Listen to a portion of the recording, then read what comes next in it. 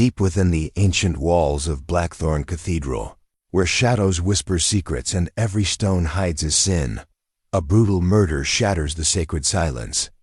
Lady Eleanor Grayson lies dead in the crypt, a silk scarf etched with a tragic past tight around her throat. Who among the cathedral's circle of suspects harbors the motive to kill? Was it the ambitious reverend hiding financial ruin? The heartbroken organist, consumed by unrequited love?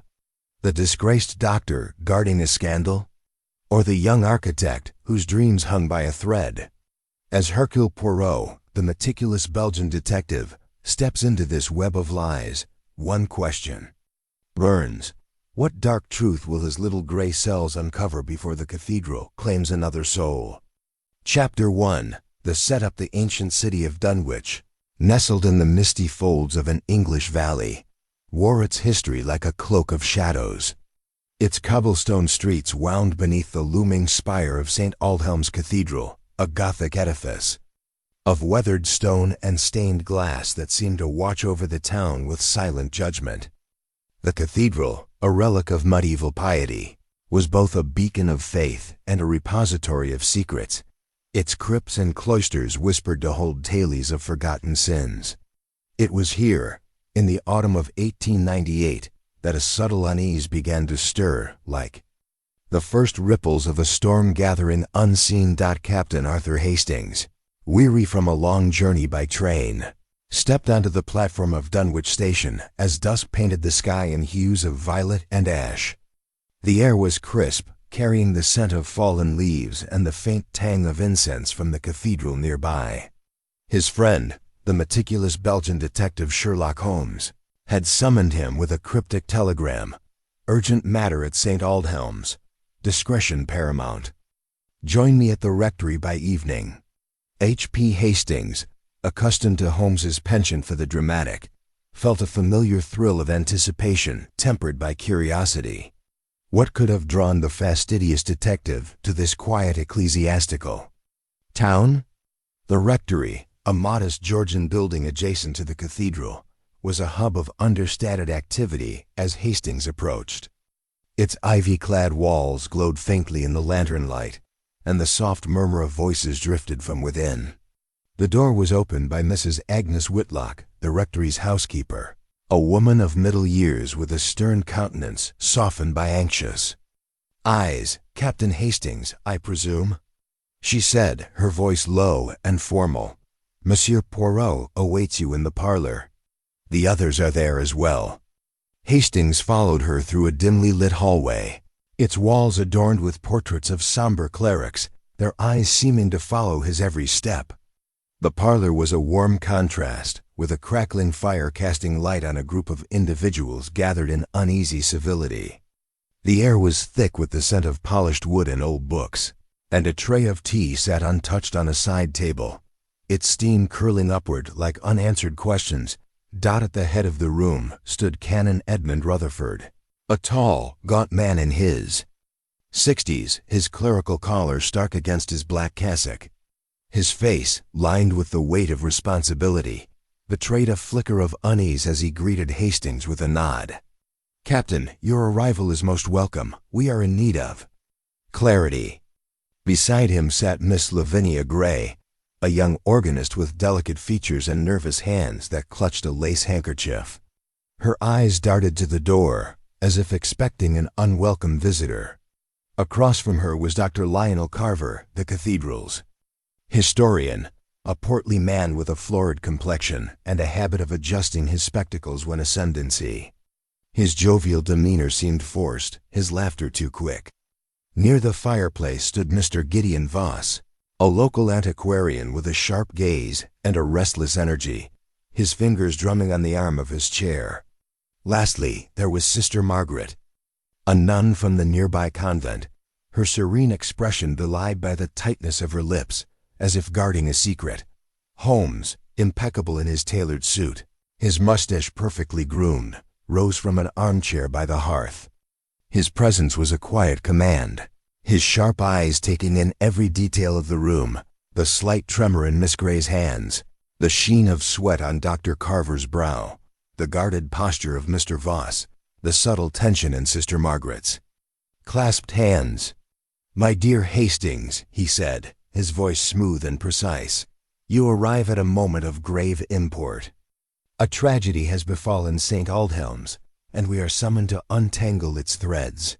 Canon Rutherford cleared his throat, his voice heavy. "It is Father Benedict, our archivist. He was found this morning in the cathedral's crypt, dead strangled, with no sign of struggle, and the door locked from within. The police believe it's suicide, but I cannot accept such a conclusion. He was a man of faith, of purpose. We implore your aid, Monsieur Poirot." Hastings felt a chill, despite the fire's warmth. A locked crypt, a dead priest, a circle of suspects cloaked in politeness. This was precisely the sort of puzzle that stirred Holmes's little gray cells. Suicide or murder? He murmured, glancing at his friend, whose eyes gleamed with the promise of a challenge. Holmes inclined his head, his expression serene yet alert. "The facts, they are our guide, Hastings. A locked door, a cord about the neck, no witnesses in a sacred place desecrated by violence. These are not mere coincidences. We shall begin with observation, with method, and the truth, it shall reveal itself." The group in the parlor exchanged glances, their politeness a thin veneer over unspoken tensions. Canon Rutherford's fingers tightened on his prayer book. Miss Gray's handkerchief twisted in her grip.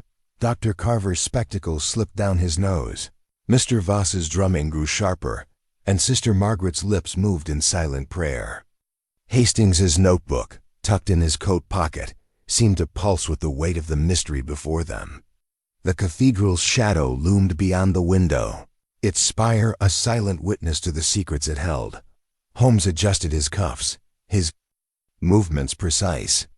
"Tomorrow we shall visit the crypt, examine the scene, and speak with each of you in turn.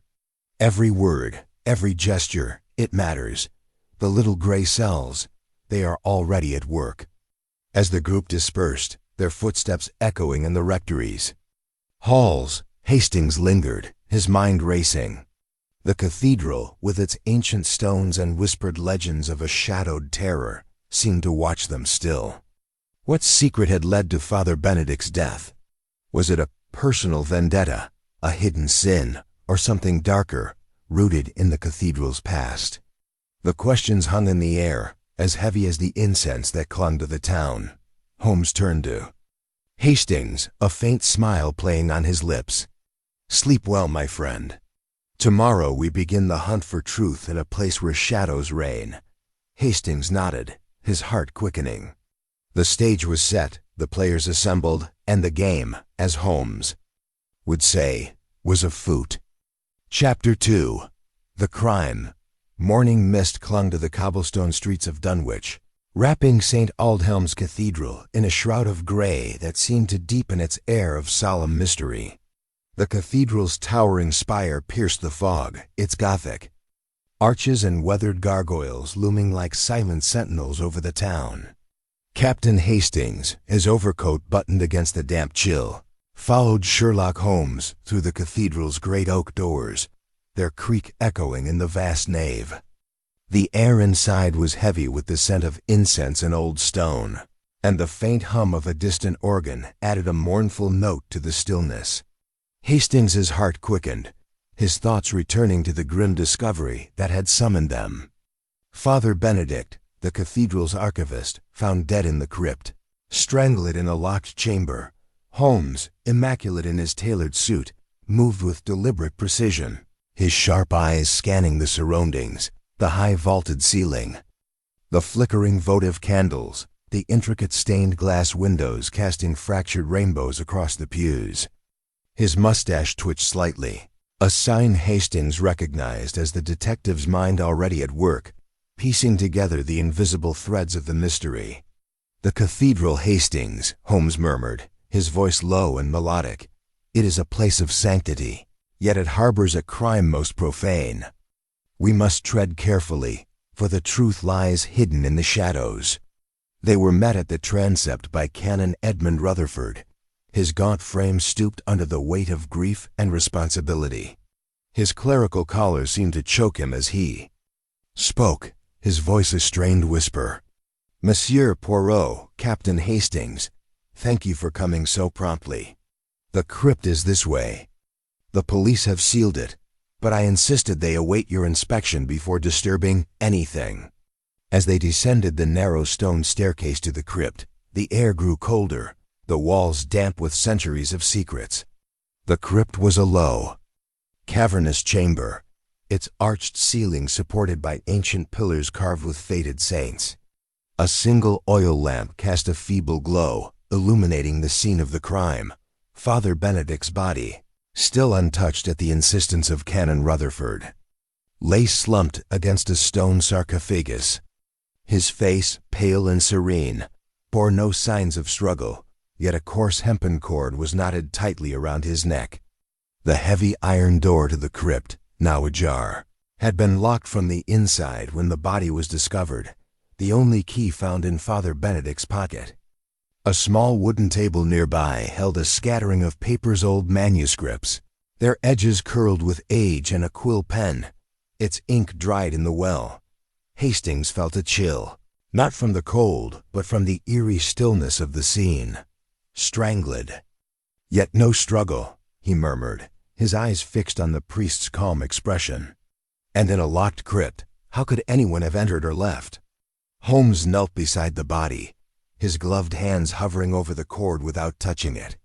The absence of struggle, Hastings, is itself a clue. A man does not sit idly while a noose tightens. The little gray cells, they question. Was Father Benedict conscious when the cord was applied? Or was he rendered helpless before the act? He examined the priest's hands, noting their unblemished state, then turned his attention to the floor, his magnifying glass catching the lamplight as he studied the dust.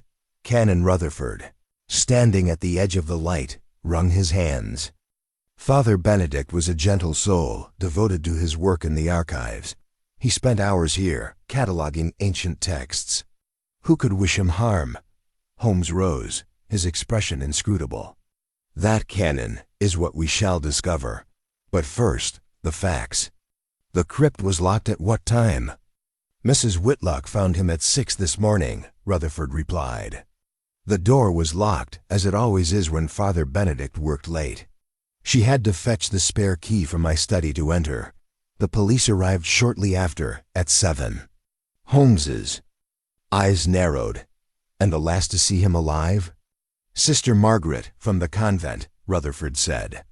She brought him tea at 10 last night. She said he was absorbed in his manuscripts as usual. Hastings jotted this down, his pen scratching in the silence. 10 p.m., he muttered. And dead by 6 a.m., a narrow window for murder. Holmes moved to the iron door, inspecting its lock with meticulous care.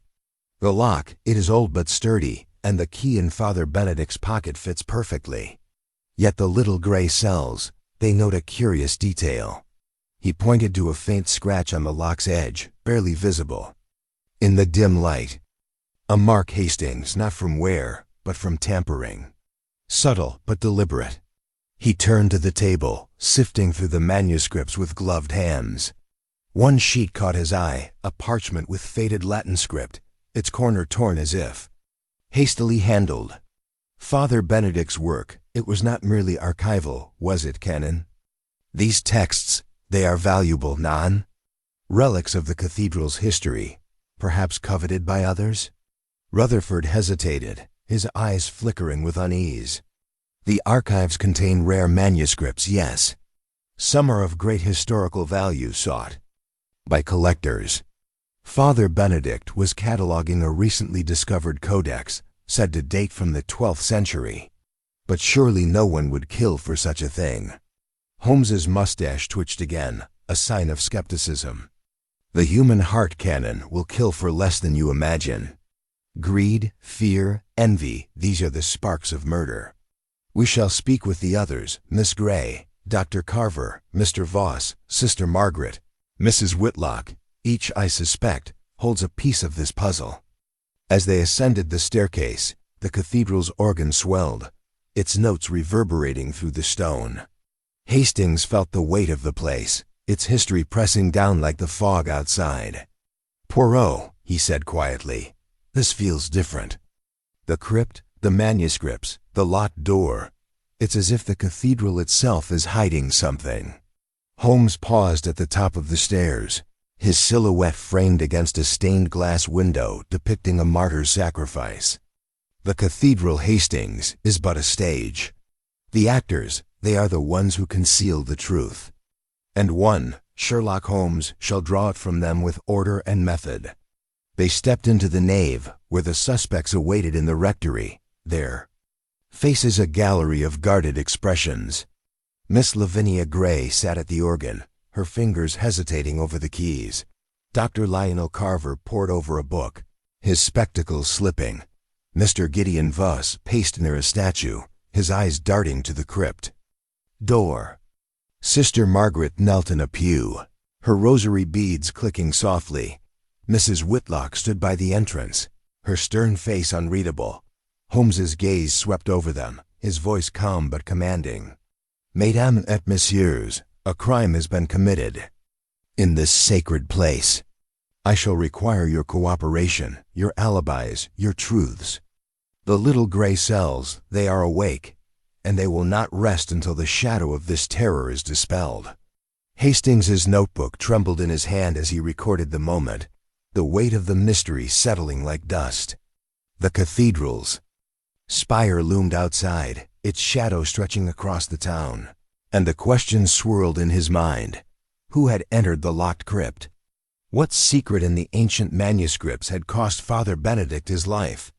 And what terror, whispered in Dunwich's legends, still lingered in the cathedral stones? Chapter 3. The Arrival. The nave of St. Aldhelm's Cathedral, bathed in the muted glow of stained glass windows, seemed to hold its breath as Sherlock Holmes and Captain Hastings emerged from the crypt staircase. The morning light filtered through the ancient panes, casting kaleidoscopic patterns across the stone floor. Yet the air remained heavy with the weight of Father Benedict's death. The organ's mournful notes had faded, leaving only the faint echo of footsteps and the faïence, distant drip of water in the crypt below. Holmes, his tailored suit immaculate despite the damp chill, moved with a purposeful grace, his sharp eyes scanning the cathedral's vast interior, the towering pillars, the flickering votive candles, the shadowed alcoves where secrets might linger.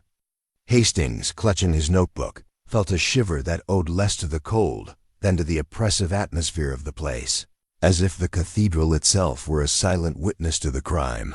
Holmes's arrival in Dunwich had been unexpected, summoned by Canon Rutherford's urgent plea, yet his presence seemed to shift the very air, as if the cathedral recognized a force capable of piercing its mysteries. The detective's mustache twitched slightly, a telltale sign of his mind already at work, weaving the threads of observation into a tapestry of logic. "Hastings," he murmured, his voice low and melodic, "the scene of a crime, it is like a book waiting to be read. The crypt has spoken its first chapter, but the story, it is far from complete." They crossed the nave to the rectory, where the suspects awaited, their faces a study in guarded apprehension. Canon Rutherford stood by the parlor door, his gaunt frame rigid with tension, his prayer book clutched like a shield. Miss Lavinia Gray sat at a small table, her delicate hands twisting her lace handkerchief, her eyes darting nervously to the cathedral beyond. Dr. Lionel Carver, the historian, adjusted his spectacles, his florid face betraying a forced calm. Mr. Gideon Voss, the antiquarian, paced near a bookshelf, his sharp gaze flickering with restless energy. Sister Margaret, serene yet pale, sat with her rosary beads, her lips moving in silent prayer. Mrs. Agnes Whitlock, the housekeeper, stood apart, her stern expression unyielding but her hands betraying a slight tremble. Holmes entered the parlor with a quiet authority, his presence commanding attention without effort. "Mesdames et messieurs," he said, his voice cutting through the tense silence, "a grave tragedy has befallen St. Aldhelm's. Father Benedict, a man of faith and scholarship, lies dead, and I, Sherlock Holmes, have been called to uncover the truth. I shall require your patience and your candor, for the little gray cells, they see all, and they forgive nothing." Canon Rutherford stepped forward, his voice strained but courteous. "Monsieur Poirot, we are grateful for your presence. The police, they are baffled by the locked crypt, and I cannot believe Father Benedict took his own life. He was a man of purpose, devoted to the cathedral's archives." Holmes inclined his head, his eyes gleaming with interest. "The police. They see only the surface, Canon. A locked door, a cord about the neck. These are but the stage dressing. The truth, it lies in the details, and I shall find them. Let us begin with your accounts of last night. Every moment, every movement, it matters." Hastings opened his notebook, his pen ready, as the group exchanged uneasy glances.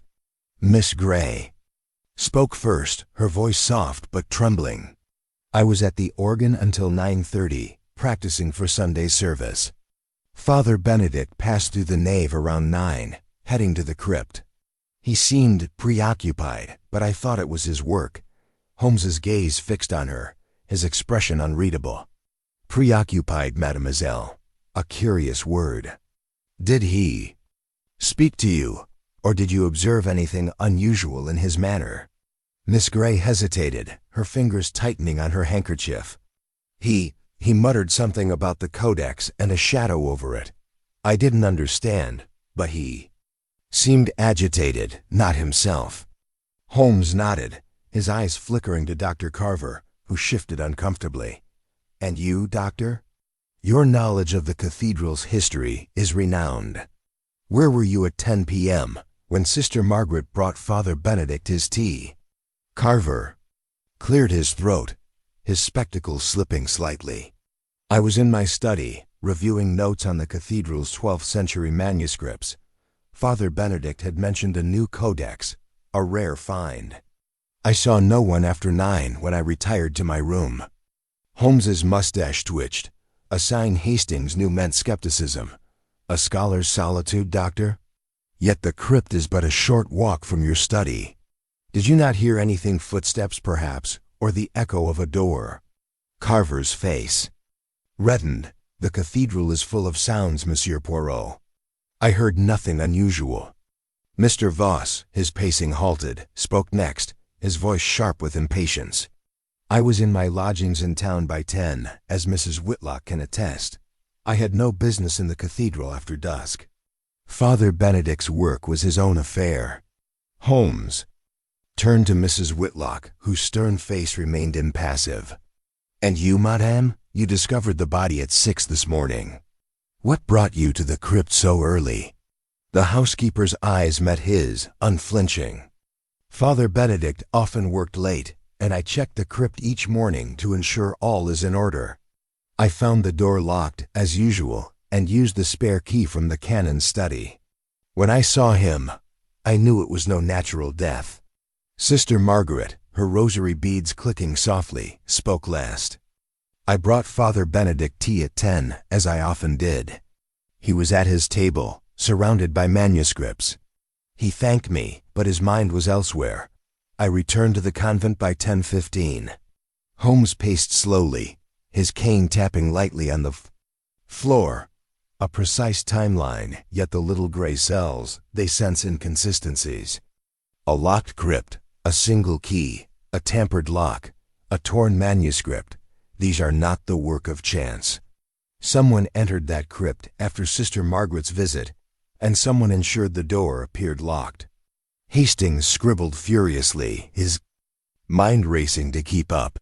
The alibis so neatly presented seemed to crumble under Holmes's scrutiny. "Poirot," he ventured, "the scratch on the lock, you think it was deliberate, don't you? But how could anyone enter without the key?" Holmes's eyes gleamed with quiet triumph. "The how, Hastings, is a matter of method. The why, it is a matter of motive. Father Benedict's work on the codex, it was no mere archival task. Its value, its secrets, they stirred the hearts of those around him. We shall return to the crypt, Examine every stone, every shadow. And you, Miss Amos, he said, turning to the suspects, prepare yourselves. The truth, it is relentless. As the group dispersed, their footsteps echoing in the rectory's halls, Hastings felt the cathedral's weight pressing down. The stained glass windows seemed to watch, their saints bearing witness to a crime that defied sanctity. The questions swirled in his mind. Who had tampered with the lock? What secret in the codex was worth killing for? And what was the shadow Father Benedict had feared? Holmes paused by the nave, his gaze lingering on a gargoyle perched above. The cathedral, Hastings, it keeps its secrets well. But I, Sherlock Holmes, shall wrest them free with order and method. They stepped into the morning light, the spire's shadow stretching across the cobblestones, and Hastings knew the hunt for truth had only just begun. Chapter 4. The questions begin. The rectory parlor at St. Aldhelm's Cathedral, with its heavy drapes and flickering firelight, seemed to shrink under the weight of the tension that filled it. The morning had given way to a gray afternoon, the mist outside clinging to the windows like a veil, muffling the world beyond. Captain Hastings sat at a small writing desk, his notebook open, its pages already dense with notes from the crypt's grim scene and the initial accounts of the suspects. Sherlock Holmes, his tailored suit as pristine as ever, stood before the assembled group, his presence a quiet command that stilled the room. His sharp eyes, gleaming with the intensity of his little gray cells, moved from face to face, noting every twitch, every glance, every subtle shift in posture. The murder of Father Benedict, strangled in a locked crypt, hung over them like a shadow, and Holmes was determined to pierce its darkness with methodical precision. The suspects, Canon Edmund Rutherford, Miss Lavinia Gray, Dr. Lionel Carver, Mr. Gideon Voss, Sister Margaret, and Mrs. Agnes Whitlock sat in a semicircle of high-backed chairs, their expressions a mix of apprehension and defiance. The fire crackled, casting dancing shadows on the walls, and the faint toll of the cathedral's bell marked the hour, adding a somber rhythm to the proceedings. Hastings's pen hovered, ready to capture every word, as Holmes began his questioning. With the calm authority of a conductor preparing to lead a symphony of truth, Mesdames et Messieurs, Holmes began, his voice smooth and deliberate. The death of Father Benedict is no mere tragedy, but a crime of calculation. A man does not die by a cord about his neck in a locked crypt without purpose. I shall require your candor, your precision, for the little gray cells. They thrive on facts, and they will uncover the truth, however deeply it is buried. He turned first to Canon Rutherford, whose gaunt face seemed etched with exhaustion. Canon, you knew Father Benedict best. His work in the archives, it was his passion, non? Tell me of this codex he was cataloging. Was it of such value that it might inspire extreme measures? Rutherford's fingers tightened on his prayer book, his voice steady but strained. The codex is a 12th century manuscript, recently uncovered in the crypt's vaults. It contains theological writings, perhaps of heretical nature, and is of great historical value. Father Benedict was meticulous in his study, but he shared little, saying only that it held truths best left undisturbed. I cannot imagine it drove anyone to murder. Holmes's mustache twitched, a sign of skepticism. Truths undisturbed. Canon, yet they disturbed Father Benedict enough to preoccupy him. Did he speak of threats, of fears, in the days before his death? Rutherford hesitated, his eyes flickering to the others. He was unsettled. He mentioned a shadow over the cathedral, but I thought it a figure of speech, a reflection of his intense work.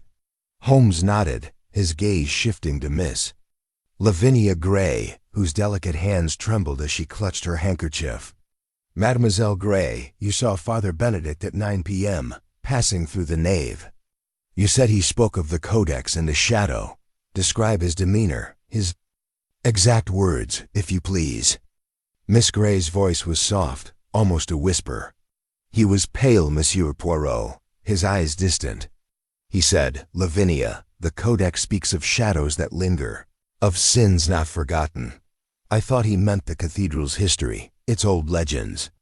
He hurried to the crypt, and I didn't see him again.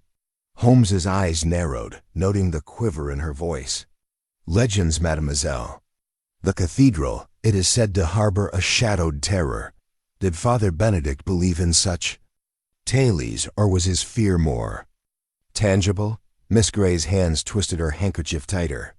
"He never spoke of ghosts, but he was anxious, as if someone watched him. I thought it was his imagination." Holmes turned to Dr. Carver, whose florid face glistened with a sheen of sweat. "Doctor, your expertise in the cathedral's history makes you a guardian of its secrets. You were in your study at 10 p.m., yet the crypt is nearby. Did you hear nothing, a cry, a footstep, a door?" Carver adjusted his spectacles, his voice gruff. "The cathedral is full of echoes, Monsieur Poirot. I was absorbed in my notes. The Codex interested me, yes, but Father Benedict was secretive. I heard nothing unusual." Holmes's gaze lingered, his tone sharp. "Nothing unusual, doctor. Yet a man died within earshot. The little gray cells, they wonder at your focus." He moved to Mr. Voss, whose restless energy seemed barely contained. "Monsieur Voss, you claim to have been in your lodgings by 10. Yet as an antiquarian, the Codex would be of great interest, non? Did you visit the cathedral that night, perhaps, to glimpse this treasure?" Voss's sharp eyes met Holmes's, his voice clipped. "I deal in artifacts, not murder. I was in town, as Mrs. Whitlock can confirm. Father Benedict's work was his own, and I had no part in it."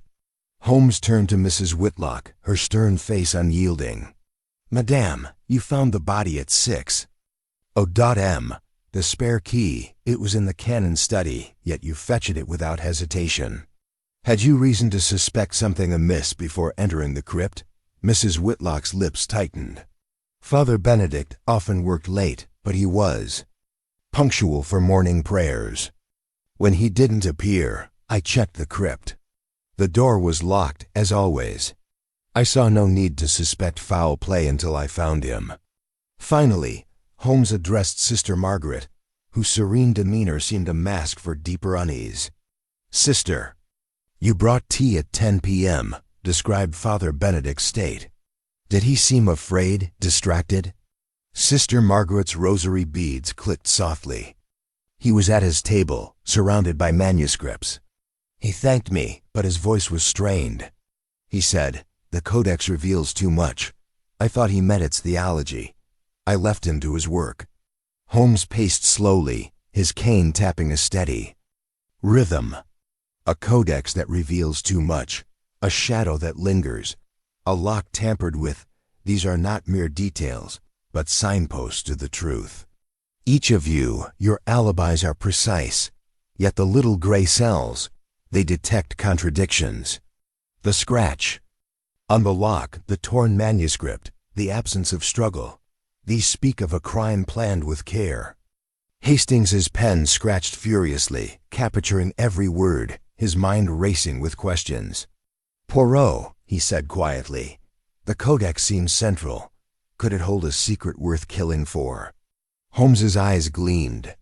"Precisement, Hastings. The Codex, it is the heart of this mystery.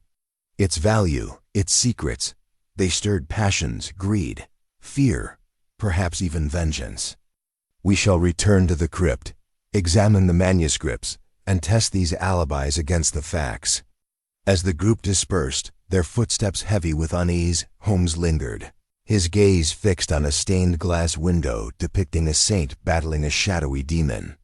The cathedral, Hastings, it is a place of light and darkness. The terror of which it speaks, it is not a ghost, but a human heart driven to extremes. They stepped into the nave, the cathedral's vastness swallowing their voices. Hastings's notebook felt heavier with each note, the weight of the mystery growing. Who had entered the locked crypt? What truth in the Codex had cost Father Benedict his life? And what shadow, whispered in Dunwich's legends, still haunted these ancient stones? Chapter 5. The red herrings, the afternoon light filtered weakly through the stained glass windows of St. Aldhelm's Cathedral, casting fractured hues of crimson and sapphire across the stone floor of the nave. The air was thick with the lingering scent of incense and the faint dampness of ancient stone, a reminder of the crypt below where Father Benedict had met his untimely end. Captain Hastings followed Sherlock Holmes through the cathedral's echoing halls, his notebook clutched tightly, its pages brimming with the alibis and subtle contradictions gleaned from the morning's interrogations. The detective's measured steps and impeccable attire belied the intensity of his focus, his sharp eyes darting to every shadow, every detail, as if the cathedral itself might whisper its secrets. Hastings felt the weight of the mystery pressing down, the locked crypt and the strangled priest forming a puzzle that seemed to defy reason. Holmes paused by a stone pillar, his cane resting lightly against the floor, his mustache twitching with a flicker of amusement. "Hastings," he said, his voice low and melodic, "the little gray cells, they are intrigued. A crime such as this, it thrives on misdirection, on the red herrings that lead the unwary astray. The police, they have already stumbled into such a trap, and we must be vigilant to avoid the same." Hastings frowned, his pen poised over his notebook. "The police? You mean their theory of suicide?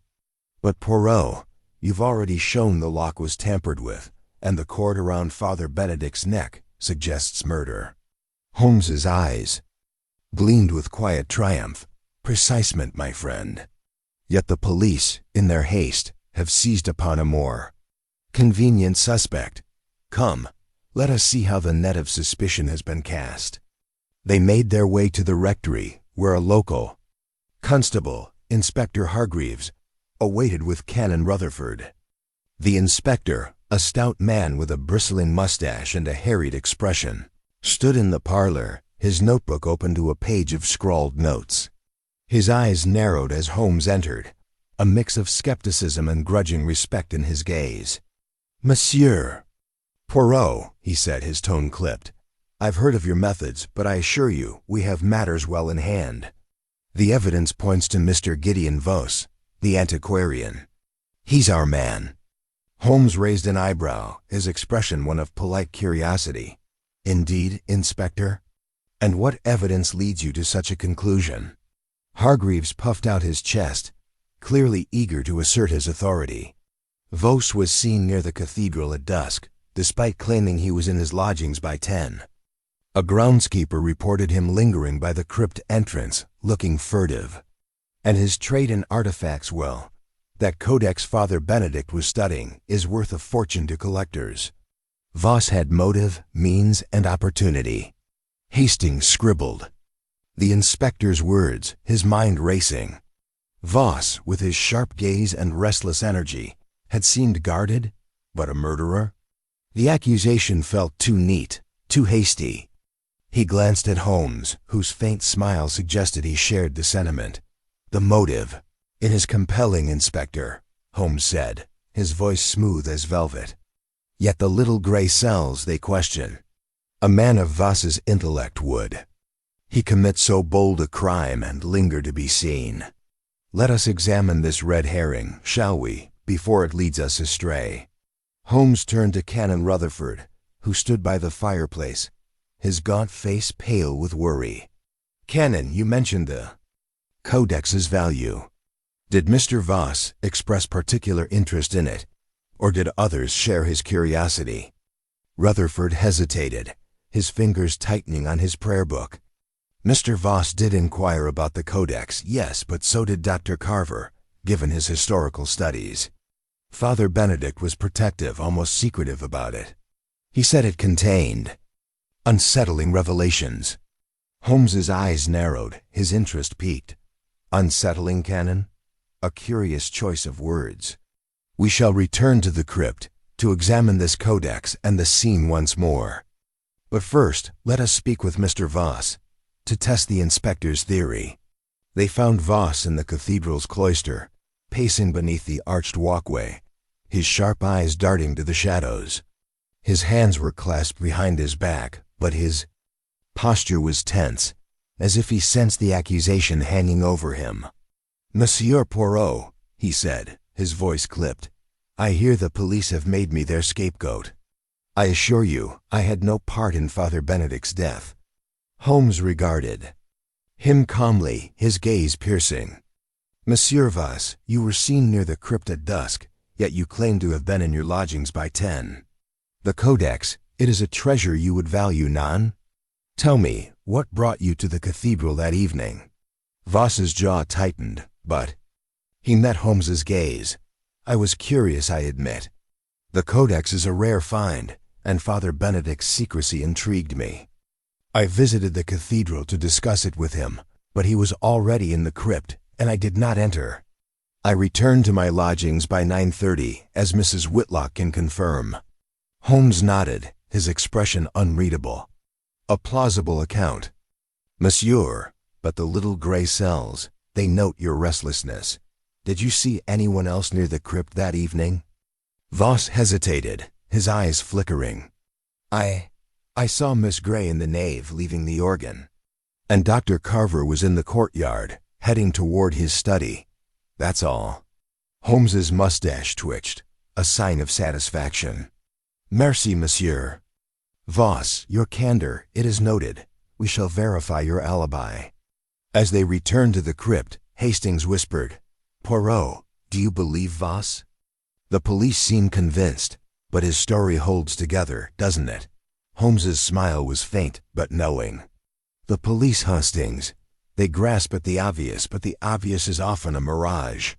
Voss is a convenient suspect, his trade, his presence, his curiosity. Yet the little gray cells, they suspect a deeper game. The Codex, the tampered lock, the absence of struggle, these point to a mind more subtle than Voss's blunt ambition. In the crypt, the air was colder, the lamplight casting eerie shadows across the stone sarcophagi. Holmes knelt by the table, where Father Benedict had worked, examining the manuscripts with gloved hands. The torn Codex page caught his eye again, its Latin script dense and cryptic. "This Codex," he murmured, "it is the heart of the matter. Its secrets, they stirred fear in Father Benedict, and perhaps in another."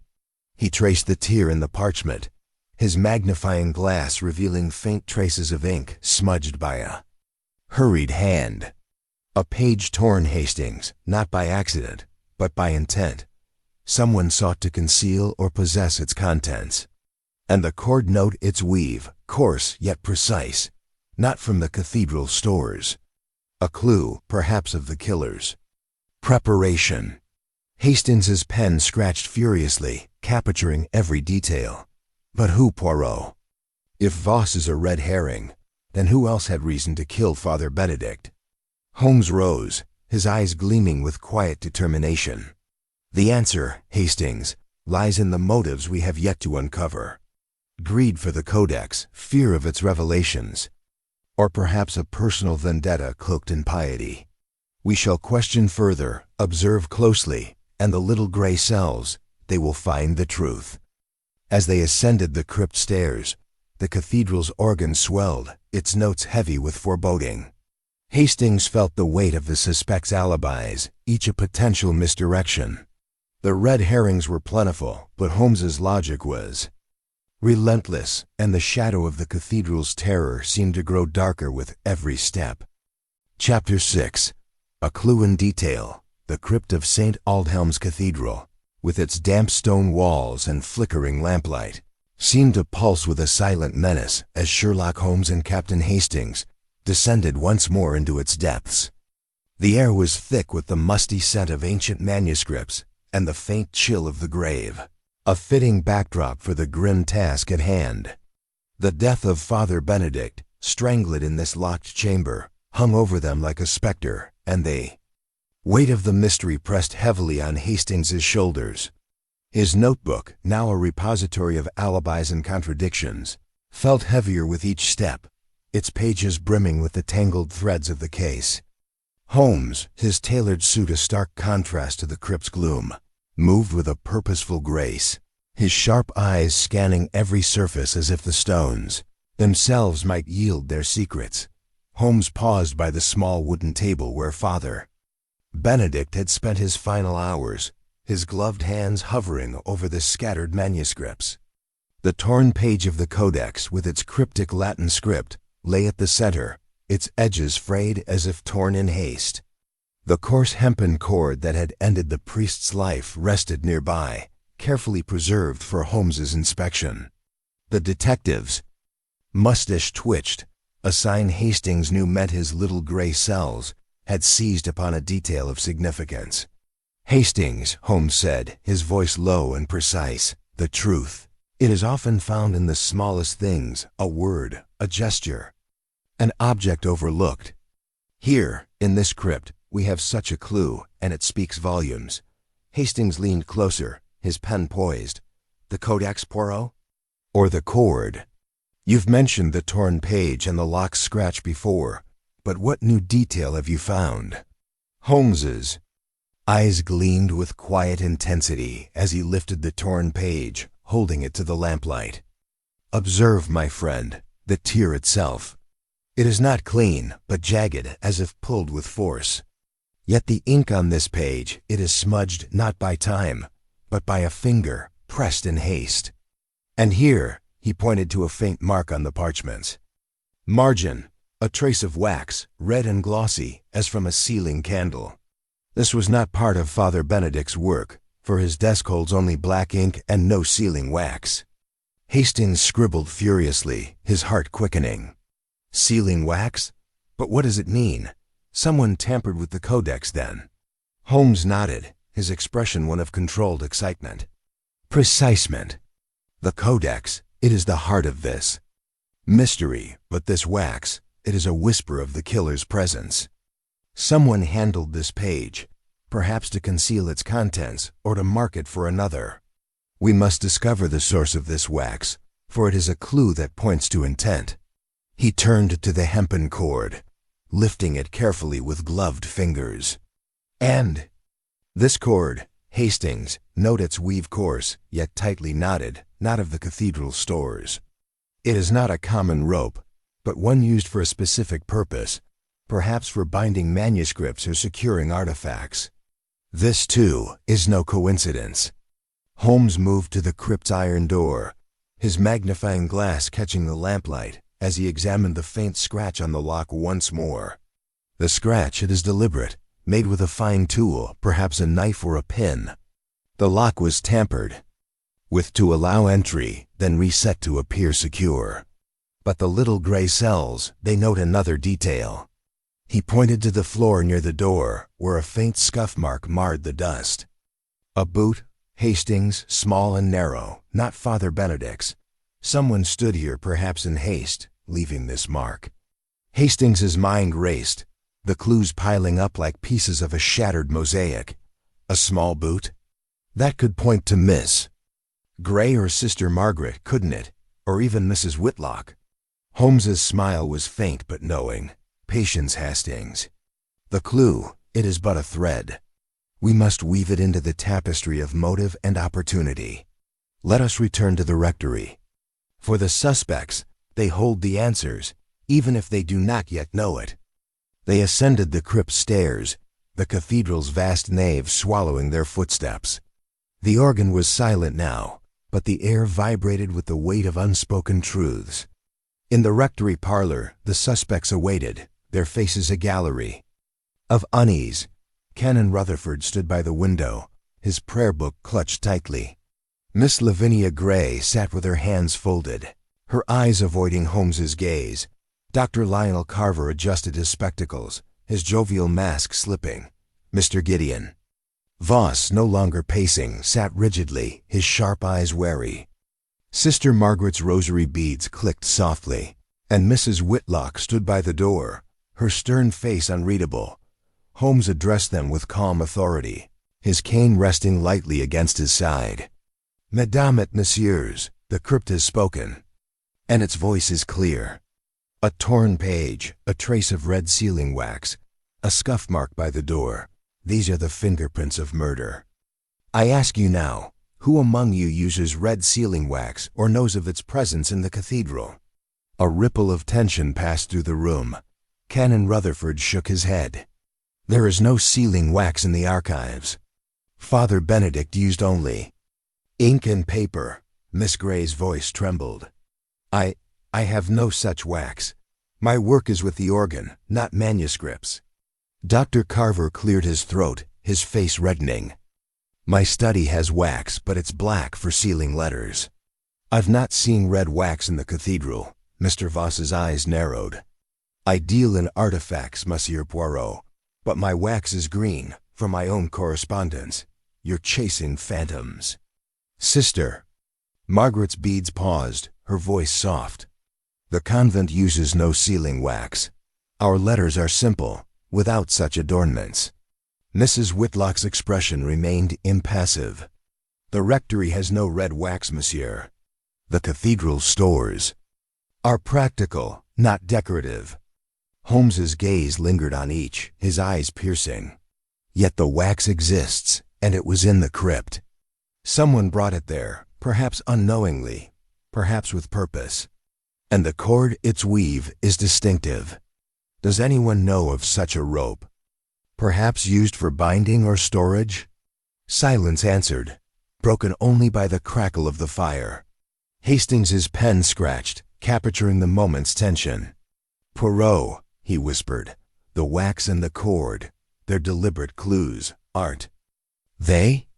The killer left them behind. Holmes nodded, his voice low. The killer, Hastings, is meticulous, but not infallible. The wax, the cord, the scuff mark, they are the cracks in their facade. We shall search the cathedral, the rectory, the convent, for the source of these clues. And we shall observe, for the guilty, they cannot hide from the little gray cells. As the group dispersed, their footsteps heavy with unease, Holmes lingered by the fireplace, his gaze fixed on a small brass candlestick. The cathedral, Hastings. It is a labyrinth of secrets, but the clues, they are the Ariadne's thread. We shall follow them, and the truth, it shall emerge. They stepped into the nave, the cathedral's shadows lengthening as the afternoon waned. Hastings's notebook felt like a map to a hidden truth, and the question swirled. Who had brought the red wax to the crypt? What secret in the codex had sparked murder?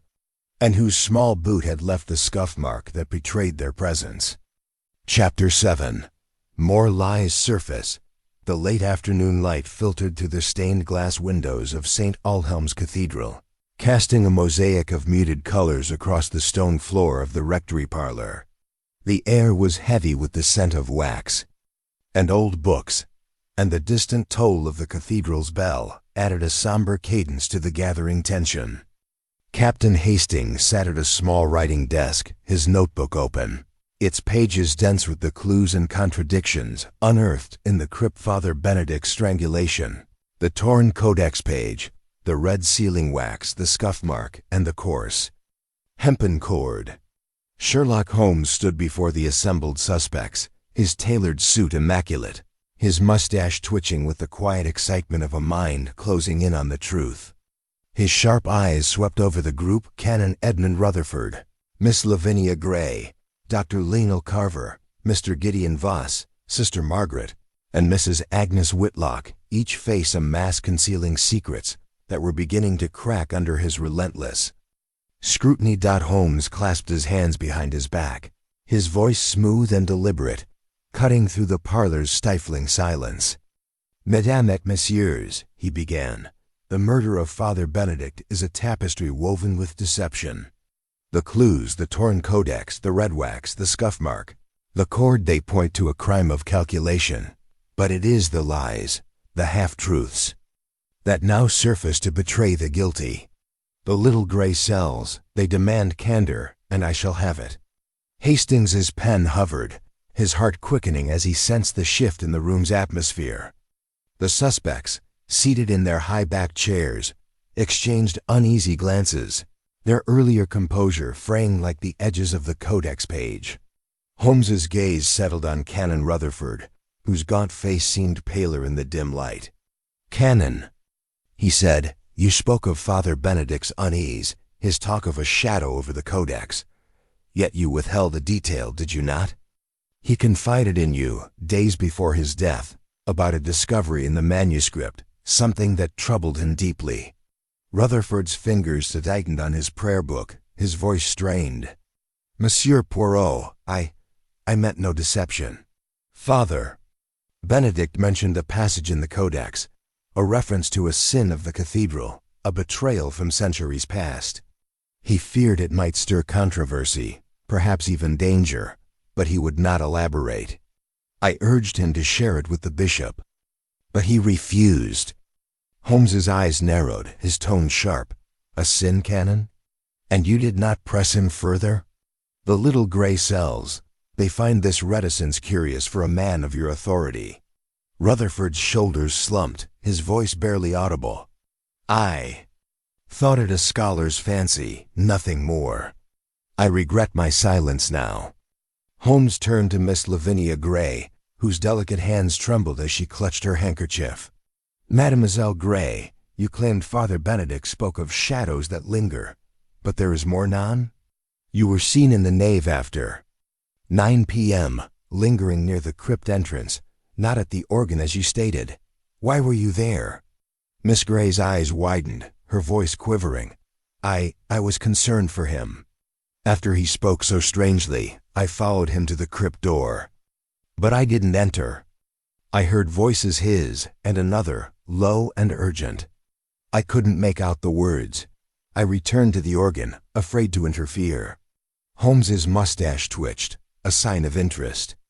Voices, mademoiselle. A man or a woman?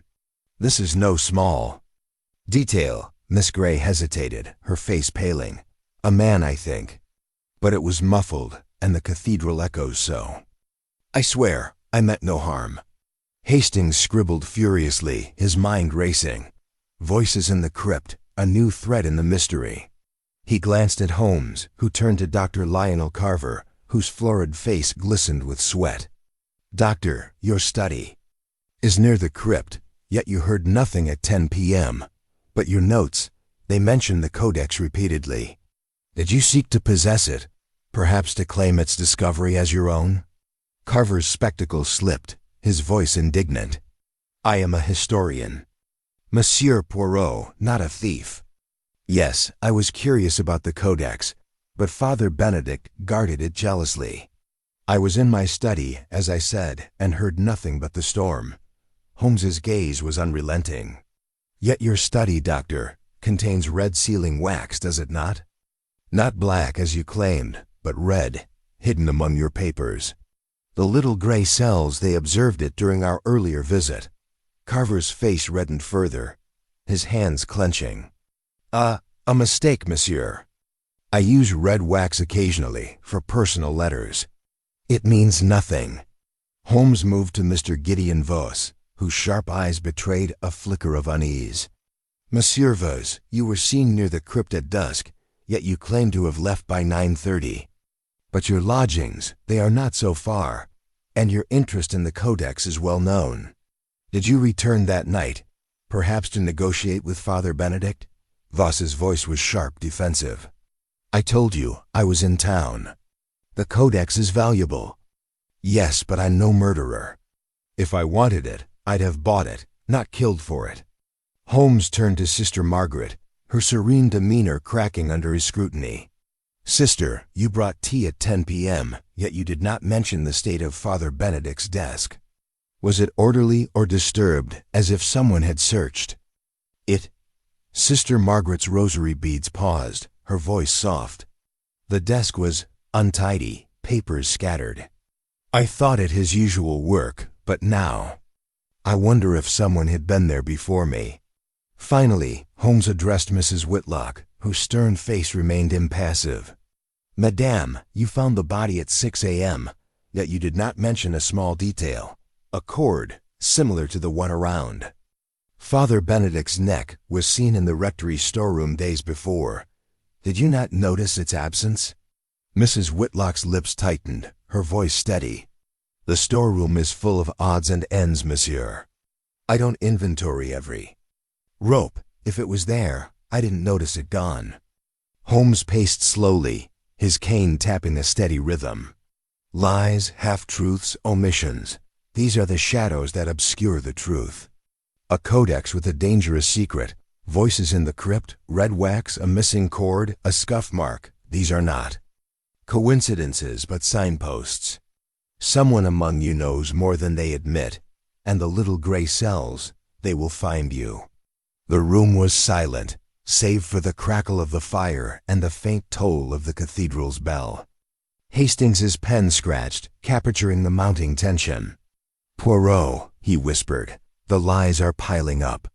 The codex is secret, the voices Miss Gray heard. Do you think they're protecting someone?" Holmes's eyes gleamed with quiet determination. "The lies, Hastings, they are the cracks in the facade. The codex holds a truth that someone feared, and that fear led to murder. We shall search the suspects' quarters, examine their possessions, and test their alibis against the clues. The truth, it is close." As the group dispersed, their footsteps heavy with guilt and fear, Holmes lingered by the parlor window, his gaze fixed on the cathedral's spire. "The shadowed terror, Hastings. It is not a ghost, but a human heart driven to desperation. The little gray cells, they will uncover it." They stepped into the nave, the cathedral's shadows deepening as dusk approached. Hastings's notebook felt like a map to a hidden truth, and the question swirled. What sin did the codex reveal? Whose voice had Miss Gray heard in the crypt? And whose lies would crumble under Holmes's relentless logic? Chapter 8. The emotional turning point. The rectory parlor of St. Aldhelm's Cathedral, bathed in the dim glow of oil lamps as dusk settled over Dunwich, seemed to pulse with a quiet intensity. The fire and the hearth cast flickering shadows across the heavy drapes and polished furniture, mirroring the unease that gripped the assembled suspects. Captain Hastings sat at his writing desk, his notebook a chronicle of the mounting clues, the torn codex page, the red sealing wax, the scuff mark, the coarse hempen cord, and now the lies that had begun to unravel. Sherlock Holmes stood at the center of the room, his tailored suit pristine, his mustache twitching with the controlled excitement of a mind nearing the heart of the mystery. His sharp eyes, alive with the work of his little gray cells, scanned the faces before him: Canon Edmund Rutherford, Miss Lavinia Gray, Dr. Lionel Carver, Mr. Gideon Voss, Sister Margaret, and Mrs. Agnes Whitlock, each betraying a crack in their carefully constructed facades. Holmes clasped his hands behind his back, his voice a measured cadence that cut through the parlor's stifling silence. "Mesdames et messieurs," he began, "the murder of Father Benedict is a puzzle of human passions, greed, fear, perhaps vengeance. The clues we have uncovered, the codex, the wax, the cord, the voices in the crypt, they point to a truth buried beneath your lies. Tonight, one of you shall break, and the little gray cells, they shall see the light." Hastings's pen trembled, his heart racing as he sensed the pivotal moment approaching. The suspects, seated in their high-backed chairs, seemed to shrink under Holmes's gaze, their earlier defenses crumbling like the cathedral's ancient stones. The air was thick with tension. The faint toll of the cathedral's bell, a somber reminder of the crime that had desecrated its sanctity. Holmes turned first to Miss Lavinia Gray, whose delicate frame seemed on the verge of collapse, her lace handkerchief twisted into a knot. "Mademoiselle Gray," he said, his tone gentle but unrelenting, "you heard voices in the crypt at 9 p.m., yet you did not speak of this until pressed. Your concern for Father Benedict, it was more than professional, was it not? You cared for him deeply, perhaps too deeply." Miss Gray's eyes filled with tears, her voice breaking as she spoke. I loved him, Monsieur Poirot. Not as a priest, but as a man. He was kind, brilliant, and I thought he felt something for me. But he was devoted to his work, to the codex. When he spoke of shadows, I feared for him, but I never imagined. Her words dissolved into a sob, her hands covering her face. The room seemed to hold its breath, the crackle of the fire the only sound. Hastings's pen scratched furiously, capturing the raw emotion of the moment. Holmes's expression softened, but his eyes remained sharp. "Mademoiselle, your love, it blinded you to the danger. Did you see anyone else near the crypt that night? Someone who might have followed Father Benedict?" Miss Gray's tears fell freely, her voice barely audible. "I saw Dr. Carver lingering in the courtyard, watching the crypt door. I thought he was just curious, but now, I don't know." Holmes turned to Dr. Carver, whose florid face flushed deeper, his spectacles slipping as he sputtered. "Monsieur Poirot, this is preposterous. I was in my study, as I said." "Miss Gray is mistaken. She was distraught, imagining things." Holmes's mustache twitched, a sign of skepticism. "Distraught, doctor? Yet the little gray cells, they note your presence near the crypt, and the red sealing wax in your study, which you claimed was black. You coveted the codex, did you not? Its discovery would bring you fame, restore your fading reputation." Carver's hands clenched, his voice rising. "I am a scholar, not a murderer. Yes, I wanted to study the codex, but Father Benedict refused to share it. I didn't kill him for it." Holmes's gaze shifted to Canon Rutherford, whose gaunt face was etched with anguish. "Canon, you knew of the codex's dangerous contents, a sin of the cathedral. Did you suspect someone might act to silence Father Benedict, to keep that sin buried?" Rutherford's prayer book trembled in his hands, his voice heavy with guilt. I feared the codex might stir trouble. Father Benedict hinted at a betrayal, a scandal involving the cathedral's founders. I urged him to be cautious, but I never thought I should have protected him." Holmes nodded, his tone measured. "Your silence, Canon, it was a shield, but it left Father Benedict vulnerable. And you, Monsieur Voss," he said, turning to the antiquarian, whose sharp eyes glinted with defiance, "your interest in the codex was not merely academic.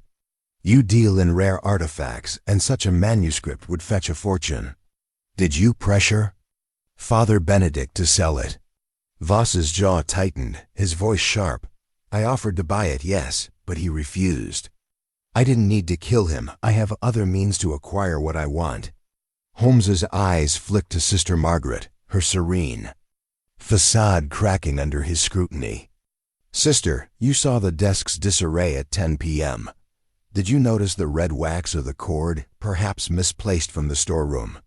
Sister Margaret's rosary beads paused, her voice soft but strained. "The desk was chaotic, yes, but I saw no wax or cord. I should have stayed longer, asked more questions. I failed him." Finally, Holmes addressed Mrs. Whitlock, whose stern face betrayed a flicker of unease. "Madame, you have access to every corner of the cathedral. The cord, it was in the storeroom days before. Did you see anyone take it, or notice its absence?" Mrs. Whitlock's lips tightened, her voice steady but cold. "I told you, monsieur, I don't track every item. If the cord was taken, I didn't see it." Holmes paced slowly, his cane tapping a steady rhythm. A love unreturned, a scholar's ambition, a priest's guilt, a collector's greed, a nun's oversight, a housekeeper's silence. These are the threads that wove the net around Father Benedict. One of you knows more, and the little gray cells, they sensed the breaking point. The room was silent, save for Miss Gray's muffled sobs and the fire's crackle. Suddenly, Canon Rutherford rose, his voice trembling with emotion. "Monsieur Poirot, I cannot bear this weight. I knew the codex's secret, a betrayal by a 12th century bishop, a theft of sacred relics that funded this cathedral. Father Benedict feared its exposure would ruin St. Aldhelm's. I urged him to hide it, but I swear I didn't kill him." The confession hung in the air, a partial truth that cracked the mystery open. Hastings's pen froze, his eyes wide. "Poirot," he whispered, "the codex is secret. It's the motive, isn't it?" Holmes nodded, his eyes gleaming with quiet triumph. "A sin of the cathedral, Hastings, a truth worth killing to protect. The little gray cells, they see. The path now." We shall search the suspects' quarters, examine their secrets, and the truth, it shall emerge." As the group dispersed, their faces heavy with guilt and fear, Holmes lingered by the fire, his gaze fixed on the flames. The emotional turning point, Hastings. It reveals the heart of the crime. The Codex's secret drove someone to murder. And the lies, they are crumbling. They stepped into the cathedral's nave, the shadows lengthening as night fell. Hastings's notebook felt like a key to a locked door, and the question swirled. Who feared the Codex's truth most? Whose silence had enabled the murder? And what shadow, born of ancient betrayal, still haunted St. Aldhelm's? Chapter 9. The Trap. The rectory parlor of St. Aldhelm's Cathedral, shrouded in the deepening gloom of evening, seemed to tighten with an almost palpable tension. The oil lamps cast wavering shadows across the heavy drapes and polished furniture, their flickering light mirroring the unease that gripped the assembled suspects. Captain Hastings stood by his writing desk, his notebook a dense chronicle of clues, the torn codex page, the red sealing wax, the scuff mark, the hempen cord, and the lies that had begun to unravel under Sherlock Holmes's relentless scrutiny. The detective, his tailored suit as pristine as ever, stood at the center of the room, his mustache twitching with the quiet anticipation of a predator setting a trap. His sharp eyes, alive with the work of his little gray cells, swept over the group: Canon Edmund Rutherford, Miss Lavinia Gray, Dr. Lionel Carver, Mr. Gideon Voss, Sister Margaret, and Mrs. Agnes Whitlock, each face a mask of guarded apprehension, their composure fraying like the ancient manuscripts in the crypt below. Holmes clasped his hands behind his back, his voice a velvet blade cutting through the parlor's stifling silence. "Mesdames et messieurs," he began, "the murder of Father Benedict is a crime of precision, cloaked in the shadows of this cathedral.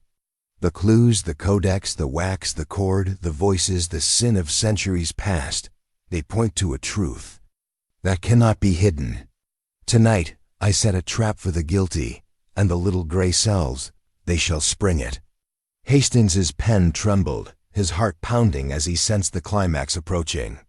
The suspects, seated in their high-backed chairs, seemed to shrink under Holmes's gaze, their earlier denials and half-truths exposed like cracks in a cathedral's foundation. The fire crackled, its warmth a stark contrast to the chill of the moment, and the distant toll of the cathedral's bell added a somber rhythm to the proceedings. Holmes paced slowly, his cane tapping a deliberate rhythm against the polished floor. "Let us reconstruct the night of the murder," he said, his tone calm but commanding. At 9 p.m., Father Benedict was seen by Mademoiselle Gray, speaking of shadows and the codex. At 10, Sister Margaret brought tea, noting a disordered desk. By 6 a.m., Madame Whitlock found him dead, strangled in a locked crypt, with a torn codex page, red wax, and a scuff mark as witnesses. The police, they point to Monsieur Voss, but the little gray cells, they see a deeper truth. He turned to Mr. Voss, whose sharp eyes glinted with defiance. "Monsieur Voss, you were seen near the crypt at dusk, yet you claim to have been in your lodgings by 9:30. The codex, a treasure you coveted, was it not worth a return visit under cover of the storm?" Voss's jaw tightened, his voice sharp. "I told you, Monsieur Poirot, I was in town. The codex is valuable, but I'm no killer. Check my lodgings. Mrs. Whitlock saw me there." Holmes's gaze shifted to Mrs. Whitlock, her stern face unyielding but her hands betraying a slight tremor. "Madame, you confirmed Monsieur Voss's presence in town, yet your storeroom held a cord like the one used in the murder. Did you not notice its absence, or perhaps see someone take it?" Mrs. Whitlock's lips pursed, her voice cold. "I don't track every item, monsieur. The storeroom is open to many. If a cord was taken, I didn't see it." Holmes nodded, his eyes narrowing as he turned to Dr. Carver, whose florid face glistened with sweat. "Doctor, your red sealing wax was found in the crypt, yet you claimed it was black. You were seen near the crypt, watching the door. Did you enter that night, perhaps to claim the codex for your own glory? Carver's spectacles slipped, his voice rising in protest. I've admitted the wax, but I didn't use it in the crypt. I was in my study, as I said. You're twisting facts, Monsieur Poirot. Holmes's mustache twitched, a sign of satisfaction. Twisting, Doctor. Nun, I am aligning them. And you, Sister Margaret, he said, turning to the nun, whose serene facade cracked under his scrutiny. You saw the desk's disarray, yet you did not mention a small detail, a candle, burning low, with red wax drippings on the table. Why? Did you omit this? Sister Margaret's rosary beads paused, her voice trembling. I didn't think it mattered. The candle was there, yes, but I thought it was Father Benedict's. I was wrong to stay silent. Holmes's gaze softened as he turned to Miss Grey, whose tears had dried, leaving a fragile determination in her eyes.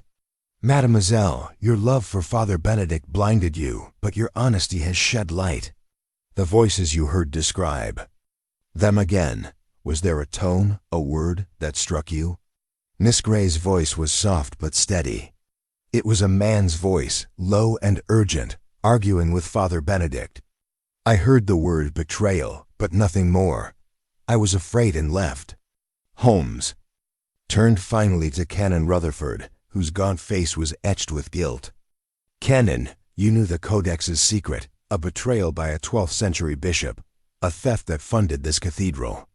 Did you share this with anyone, perhaps someone who feared its exposure? Rutherford's prayer book trembled in his hands, his voice breaking. I told Dr. Carver in confidence days before. I thought he could help verify it. I never imagined it would lead to this. The room froze, the weight of Rutherford's admission like a thunderclap. Dr. Carver's face drained of color, his voice a hoarse whisper. You accuse me, Canon. I told no one. I only wanted to study the Codex, not destroy it. Holmes raised a hand, silencing the outburst. The trap, Ms. Amos, is set. The Codex's secret, the red wax, the cord. The voices, they point to a crime born of fear, of a truth too dangerous to reveal. One of you entered the crypt after 10 p.m., used a tool to tamper with the lock, and strangled Father Benedict with a cord from the storeroom. The red wax, it was your mistake, left in haste. The scuff mark, it betrays your presence. Confess now, or the little gray cells, they shall name you. The silence was suffocating, broken only by the fire's crackle and Miss Grey's stifled sob. Hastings's pen scratched, capturing the moment's intensity. Suddenly, Dr. Carver rose, his hands shaking, his voice a desperate plea. I didn't kill him, but I went to the crypt at 10:30 to beg for a look at the Codex. He was alive, arguing with someone, a man. I couldn't see who. I left when I heard the voices, fearing scandal. I swear, I didn't touch him. Holmes's eyes gleamed with triumph. A half-truth, Doctor, but a step toward the light. You saw more than you admit, and your silence, it protected the guilty. We shall search your study, your rooms, and the truth, it shall emerge. As the group dispersed, their faces heavy with fear and guilt, Holmes lingered by the window, his gaze fixed on the cathedral's spire. The trap, Hastings, it has caught a thread. Carver's admission, it narrows the net. The Codex is secret. It is the key, and the killer, they are close. Hastings's notebook felt like a weapon, its pages a map to the truth. The questions swirled. Who had argued with Father Benedict? Whose red wax betrayed their presence? And what shadow of betrayal, centuries old, had driven a killer to act? Chapter 10. The reveal. The rectory parlor of St. Aldhelm's Cathedral, cloaked in the deepening shadows of evening, seemed to hold its breath as the weight of the unfolding mystery pressed upon its walls. The oil lamps cast a flickering glow, their light dancing across the faces of the suspects, Canon Edmund Rutherford, Miss Lavinia Gray, Dr. Lionel Carver, Mr. Gideon Voss, Sister Margaret, and Mrs. Agnes Whitlock, each seated in a high-backed chair, their expressions a mix of dread guilt, and guarded hope. Captain Hastings stood at his writing desk, his notebook a dense chronicle of clues: the torn codex page, the red sealing wax, the scuff mark, the hempen cord, the voices in the crypt, and the ancient betrayal that had stirred a modern murder. Sherlock Holmes, his tailored suit impeccable, stood at the center of the room, his mustache twitching with the quiet triumph of a mind that had unraveled the puzzle.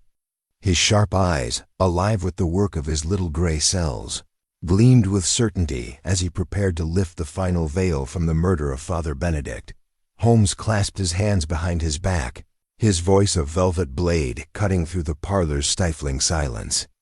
"Mesdames et messieurs," he began, "the murder of Father Benedict is a crime of precision, born of a secret too dangerous to be revealed. The clues, the codex, the wax, the cord, the scuff mark, the voices, they have led us to the truth. And now the little gray cells shall name the guilty."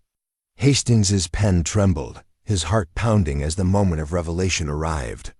The suspects leaned forward, their faces taut with anticipation, the fire's crackle in the distant toll of the cathedral's bell, the only sounds in the room.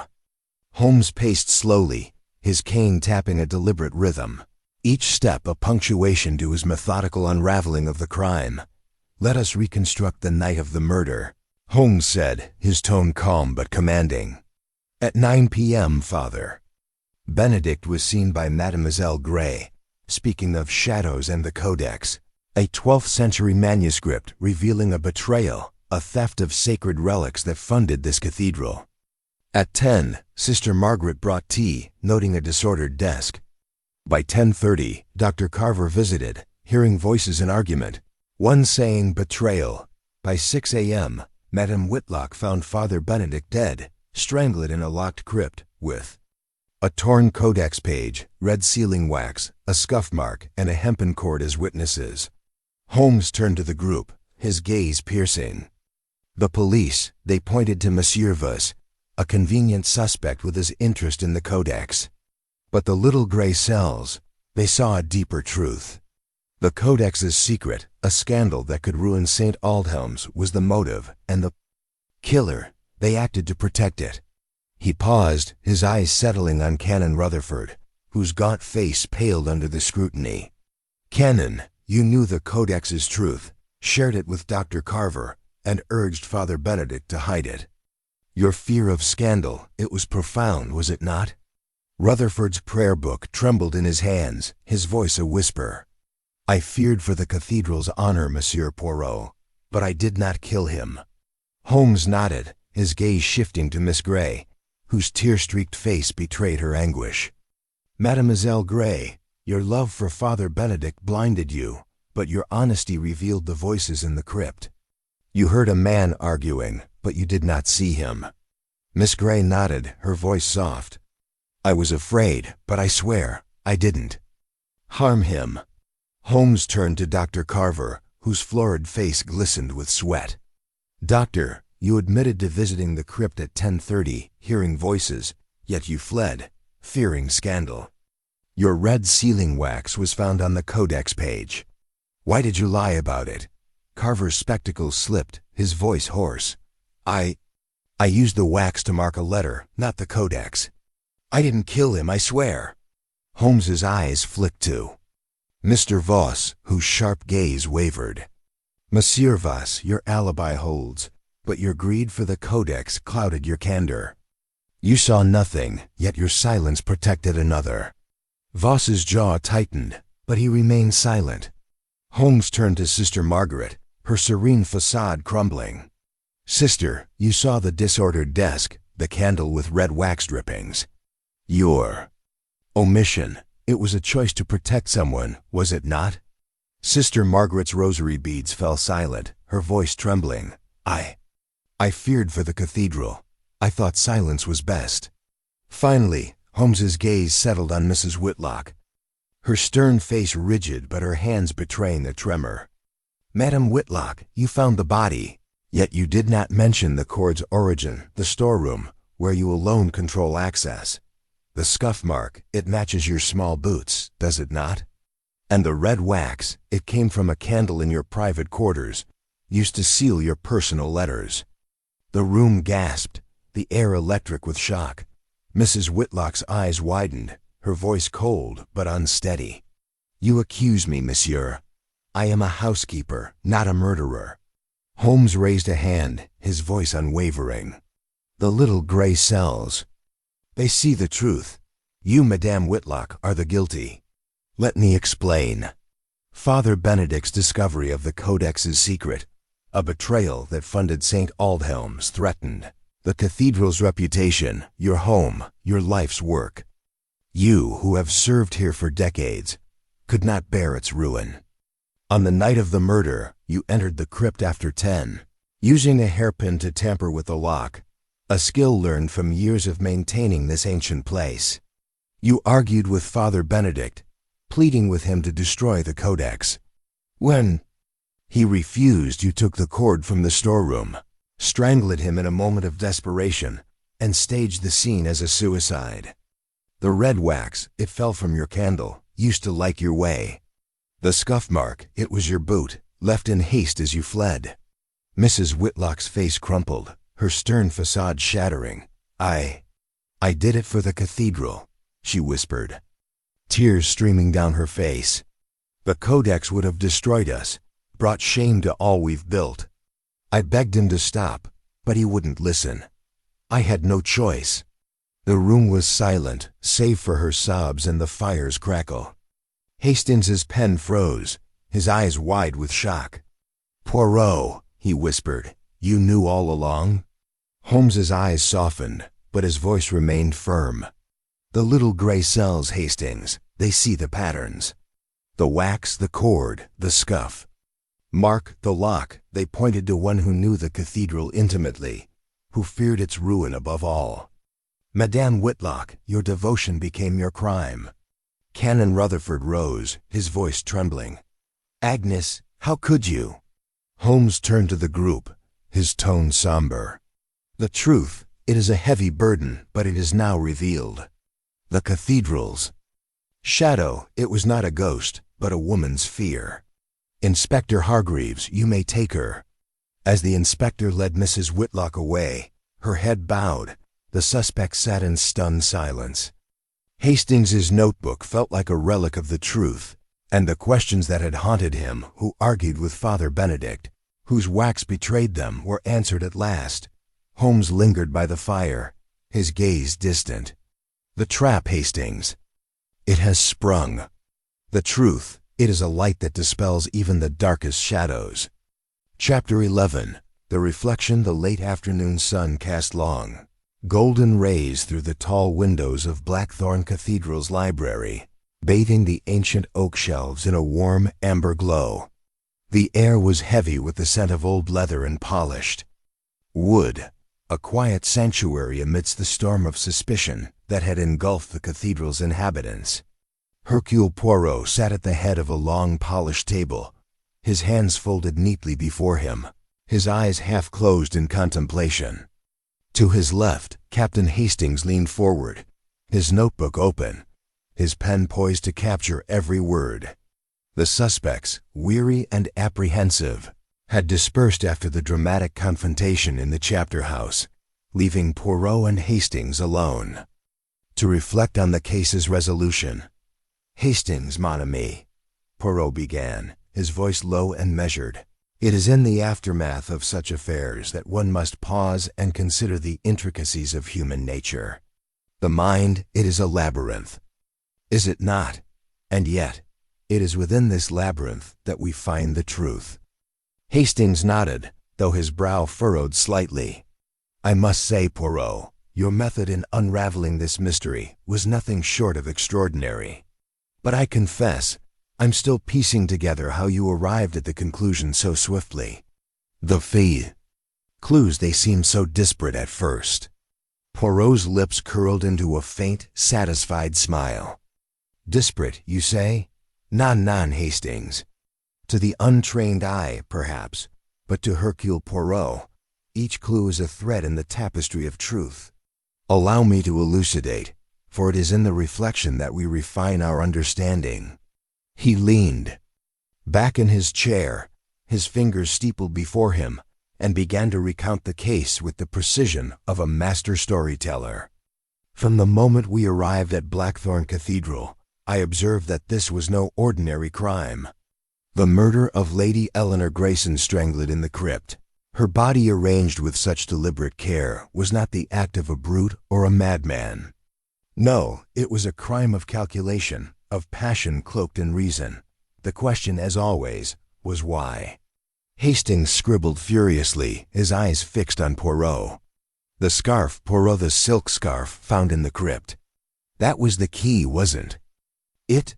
Precisement, Poirot replied, his eyes gleaming.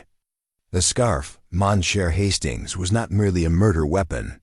It was a symbol, a relic of betrayal. You will recall that it bore the monogram Egeline Grayson's initials. Yet it was not her scarf.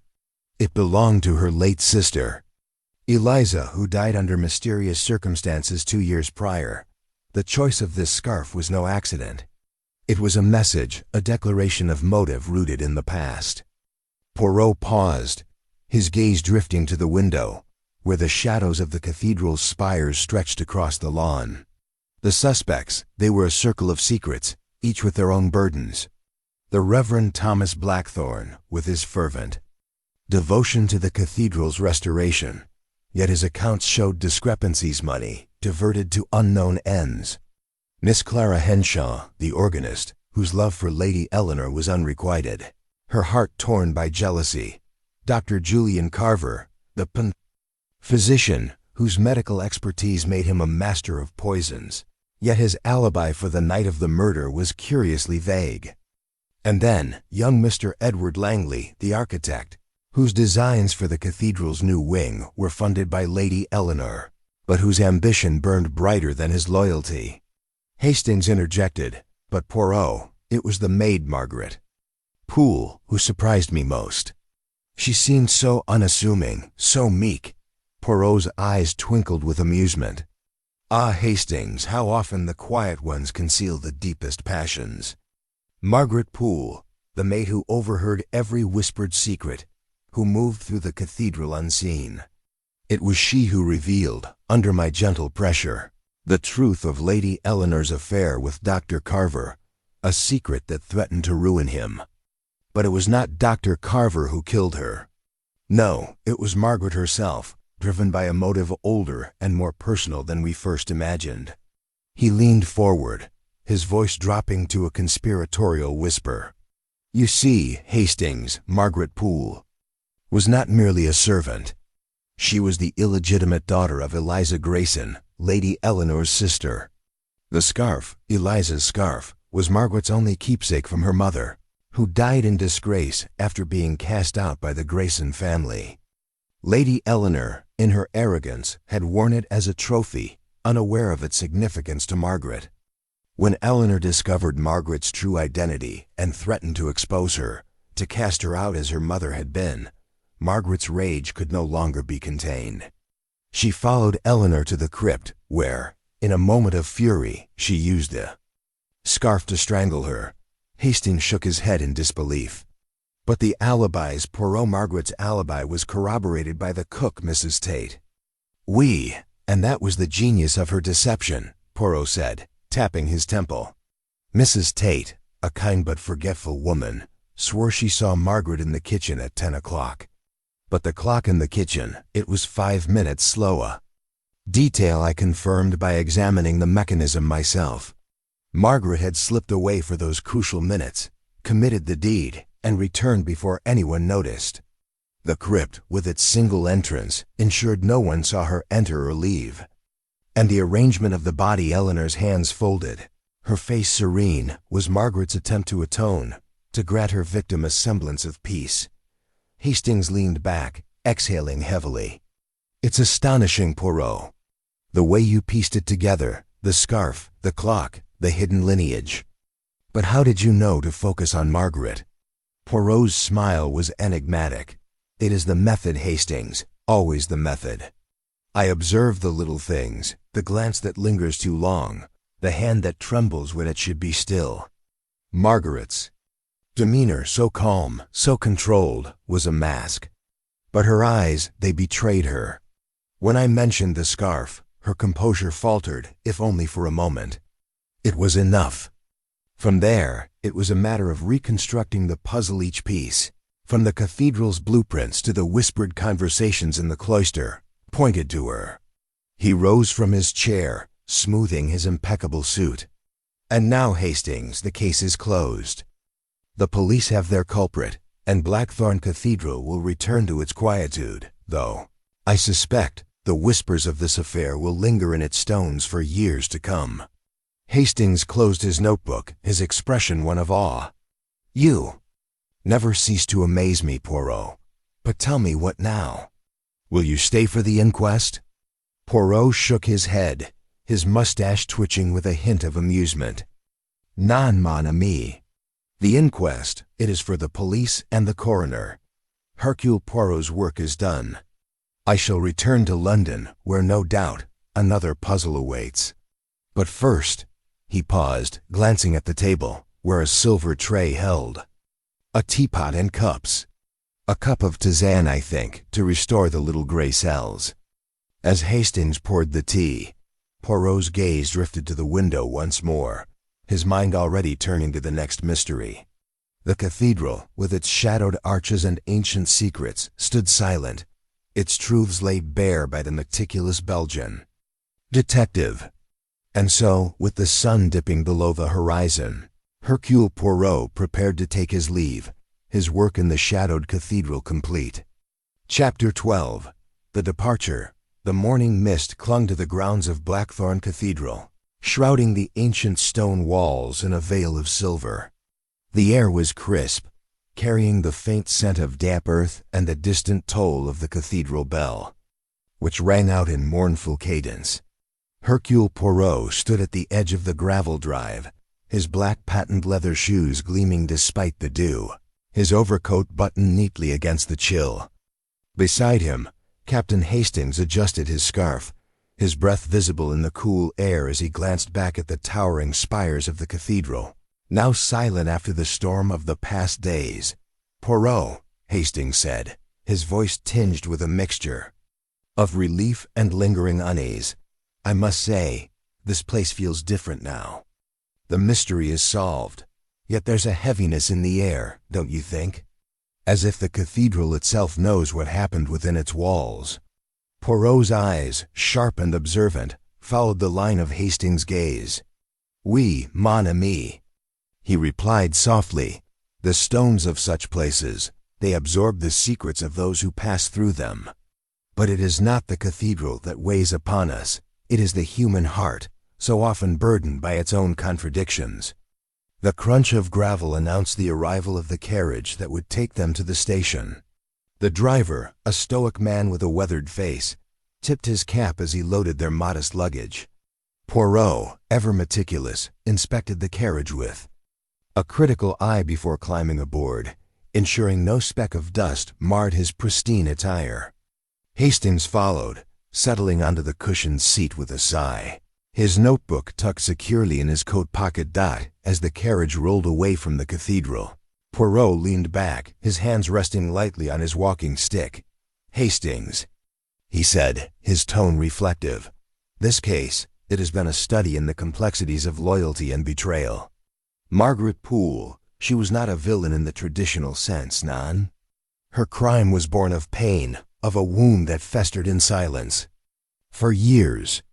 Yet it is not for Hercule Poirot to judge, only to uncover the truth." Hastings nodded, his thoughts drifting to the confrontation in the chapter house the previous evening. Margaret's confession, delivered in a voice trembling with both guilt and defiance, had stunned the gathered suspects. The Reverend Blackthorn had paled, his hands clutching the arms of his chair. Miss Clara Henshaw had wept silently, her unrequited love for Lady Eleanor laid bare. Dr. Carver had stared at the floor, his professional composure shattered. And young Edward Langley had seemed almost relieved, as if the weight of suspicion had finally lifted from his shoulders. The police, led by the earnest but outmatched Inspector Reed, had taken Margaret into custody, her fate now in the hands of the law. But Poirot, Hastings ventured, how did you know that Margaret's motive was tied to her mother's disgrace?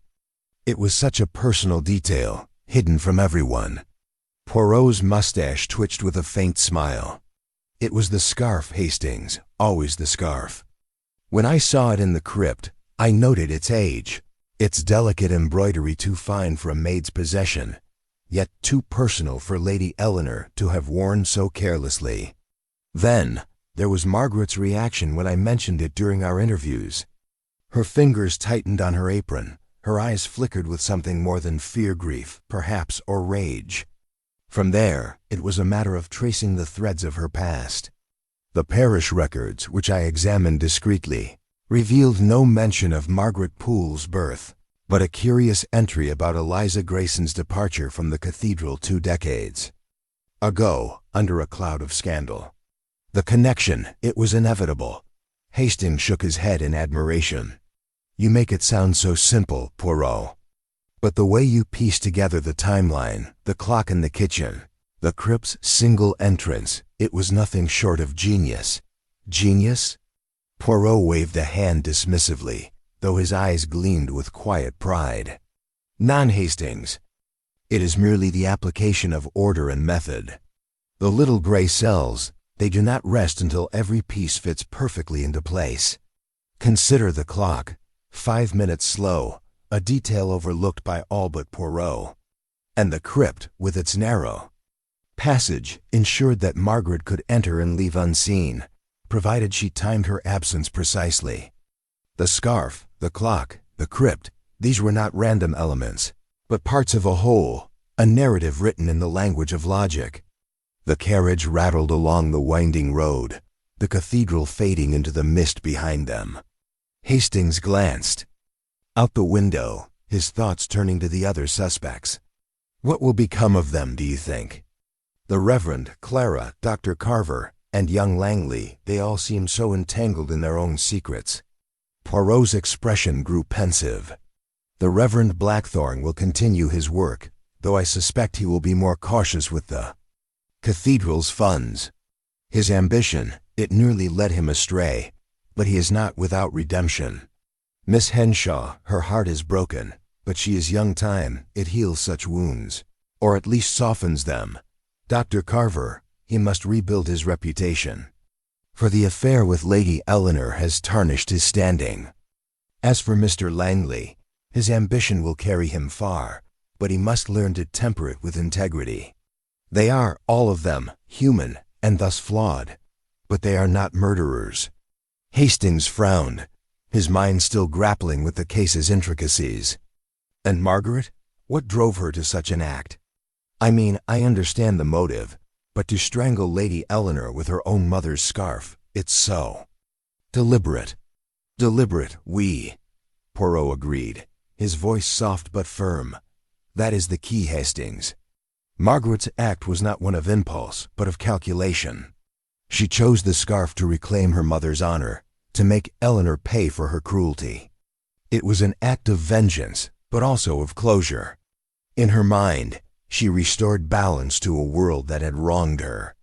Such is the tragedy of the human soul, it seeks justice, but often at a terrible cost. The carriage slowed as they approached the small village station, where a train awaited to carry them back to London. Poirot stepped down with his characteristic grace, his eyes scanning the platform with the same keen observation he had applied to the cathedral. Hastings followed, his suitcase in hand, feeling a strange mixture of satisfaction and melancholy. As they waited for the train, Poirot turned to Hastings, his expression unreadable. You know, mon ami, there's a certain beauty in the resolution of a mystery. It is like a symphony, each note, each clue, builds to a crescendo, and then silence. But it is in the silence that we find meaning, n'est-ce pas? Hastings smiled, accustomed to Poirot's philosophical musings. I suppose so, Poirot. Though I confess, I'm looking forward to a bit of that silence back in London. This case has been quite the ordeal. Poirot chuckled softly, adjusting his hat. For you, perhaps, Hastings. For Hercule Poirot, it is but another exercise for the little gray cells. Come, the train approaches. Let us leave Blackthorn Cathedral to its ghosts and return to the world of the living. As the train's whistle pierced the morning air, Poirot and Hastings boarded, the mist swirling around them like a final farewell from the cathedral. The case was closed, the truth revealed, but the echoes of its secrets would linger in their minds, a testament to the brilliance of the meticulous Belgian detective. Chapter 13. The Return to London.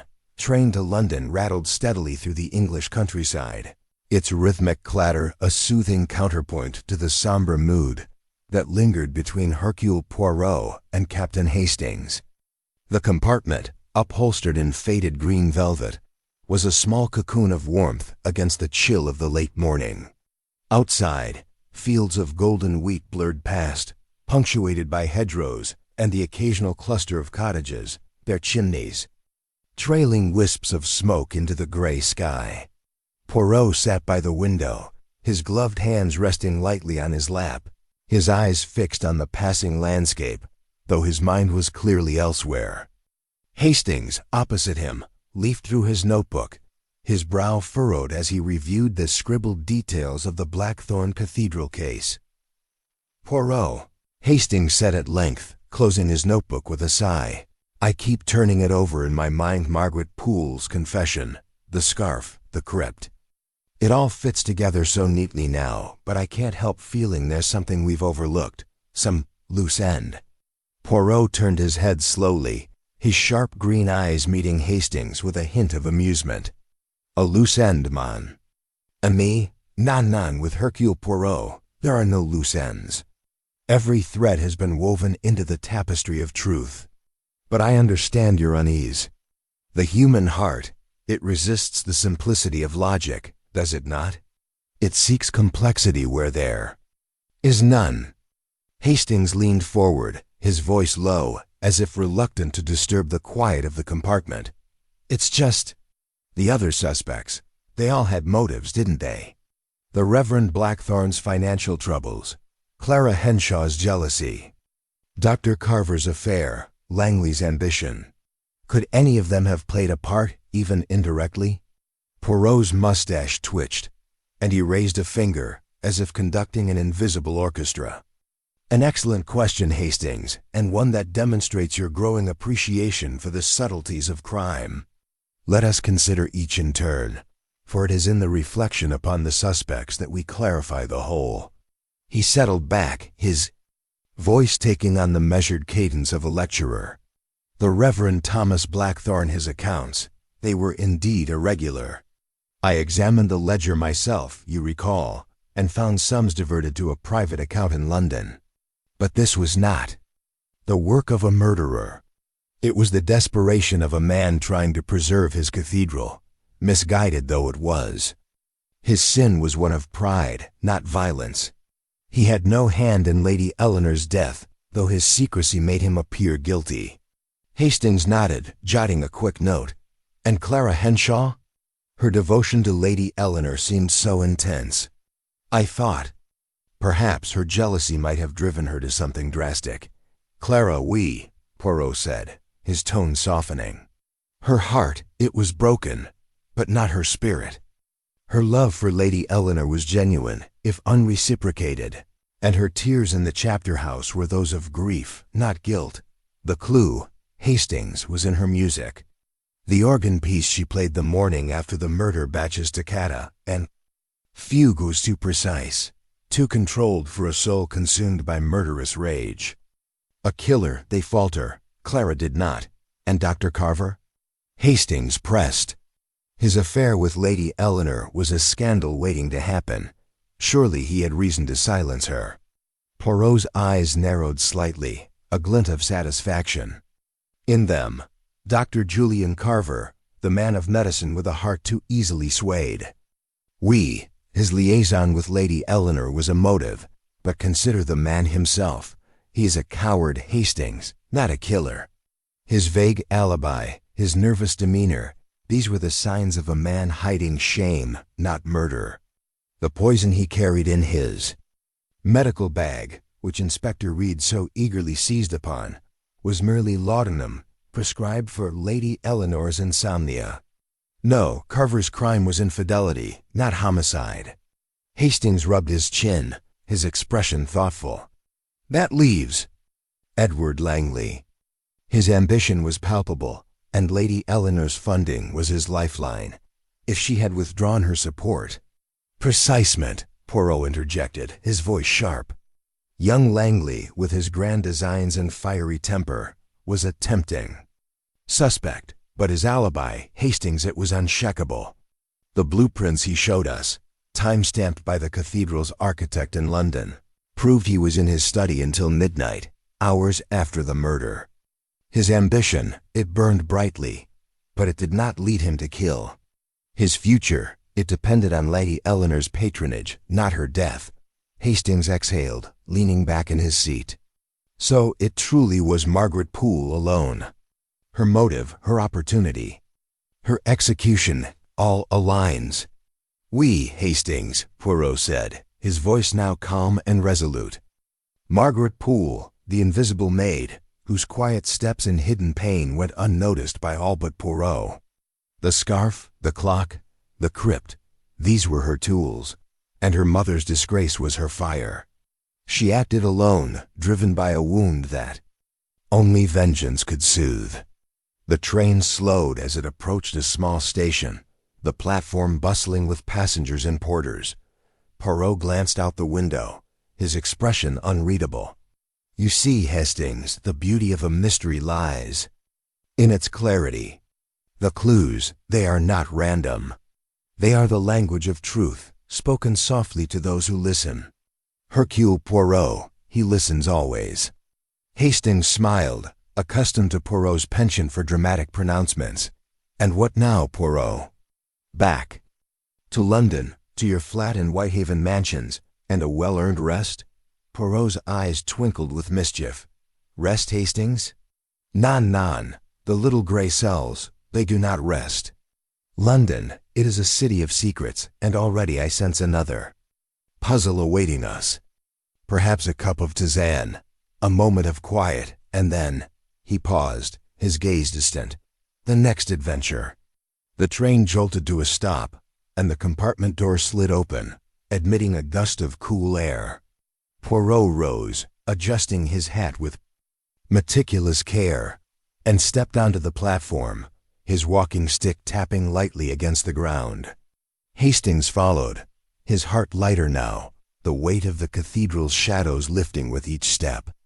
The case of Blackthorn Cathedral was behind them, its truths laid bare by Poirot's unerring logic. Yet, as they boarded the connecting train to London, Hastings could not shake the feeling that the world held countless more mysteries, each waiting for the keen mind of Hercule Poirot to unravel. The whistle sounded, and the train pulled away, carrying the detective and his companion toward the city, where new challenges and hidden truths awaited in the fog-shrouded streets.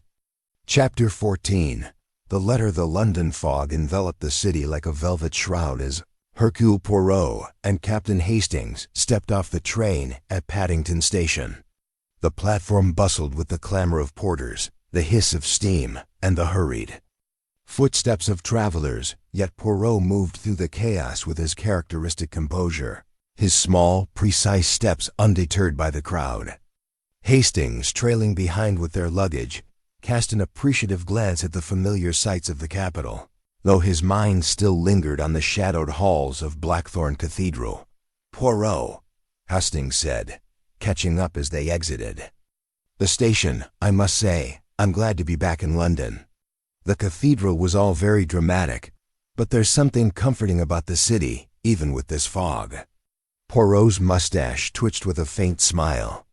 Oui, Hastings, London has its charms, though its fog conceals as many secrets as it reveals. But come, we must hasten to Whitehaven Mansions. I anticipate a warm fire and a cup of tisane to restore the little grey cells after our journey. They hailed a cab, and soon the clatter of hooves on cobblestones carried them through the misty streets.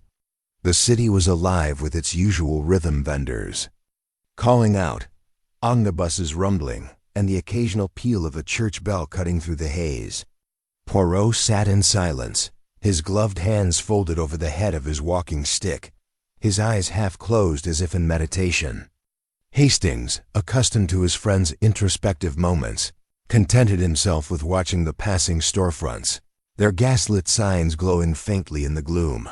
Upon arriving at Poirot's immaculate flat in Whitehaven Mansions, they were greeted by the ever-efficient George, Poirot's valet, who took their coats and hats with a deferential nod. The sitting room was a haven of order, its polished furniture and neatly arranged books a stark contrast to the chaotic emotions of the cathedral case. A fire crackled in the hearth, casting a warm glow over the room, and a silver tray bearing a teapot and cups awaited them. "George, you are a treasure," Poirot said, settling into his favorite armchair with a sigh of satisfaction. "A tisane, si vous plaît, and perhaps a biscuit or two. The journey, it has been taxing." As George prepared the tea, Hastings noticed a small envelope on the side table, its cream-colored paper sealed with a wax crest. "What's this?" "Poirot?" he asked, picking it up. "It's addressed to you, and it looks rather official."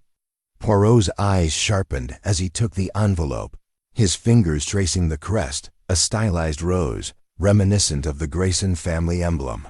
"Curio," he murmured, breaking the seal with a deft movement.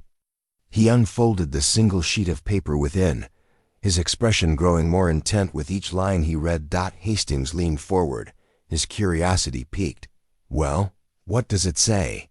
Poirot held up a hand, signaling for silence as he finished reading. When he lowered the letter, his face was a mask of contemplation, though a spark of intrigue danced in his eyes. "It is from the Reverend Thomas Blackthorne," he said, his voice low. "Written, it seems, just before we departed the cathedral. He expresses his gratitude for my resolution of the case. But there is more, a confession of sorts, though." "Not of murder." Hastings' eyebrows shot up. "A confession? What now, Poirot? Don't tell me we missed something." Non, Hastings, calm yourself," Poirot said, his tone reassuring but firm. "It is not a confession of guilt, but of knowledge. The Reverend, it seems, was aware of Margaret Poole's true parentage. He knew she was Eliza Grayson's daughter, though he kept this secret to protect the cathedral's reputation, and he claims Margaret herself. He writes that he suspected her pain but did not foresee her actions. He begs my discretion lest this knowledge bring further shame to the Grayson family." Hastings exhaled, shaking his head. "Good heavens, Poirot. So Blackthorne knew all along and said nothing? Well, it's rather cowardly, isn't it?" Poirot's lips pursed slightly, a gesture that conveyed both agreement and disapproval. Cowardly, perhaps, but human. The Reverend, he is a man of faith, yet also of ambition. To reveal Margaret's lineage would have invited scandal, threatening the cathedral's restoration, his life's work. He chose silence, as many do, to preserve what he held dear. But this letter, it confirms what I suspected. The cathedral was a crucible of secrets, each guarded fiercely by those within its walls.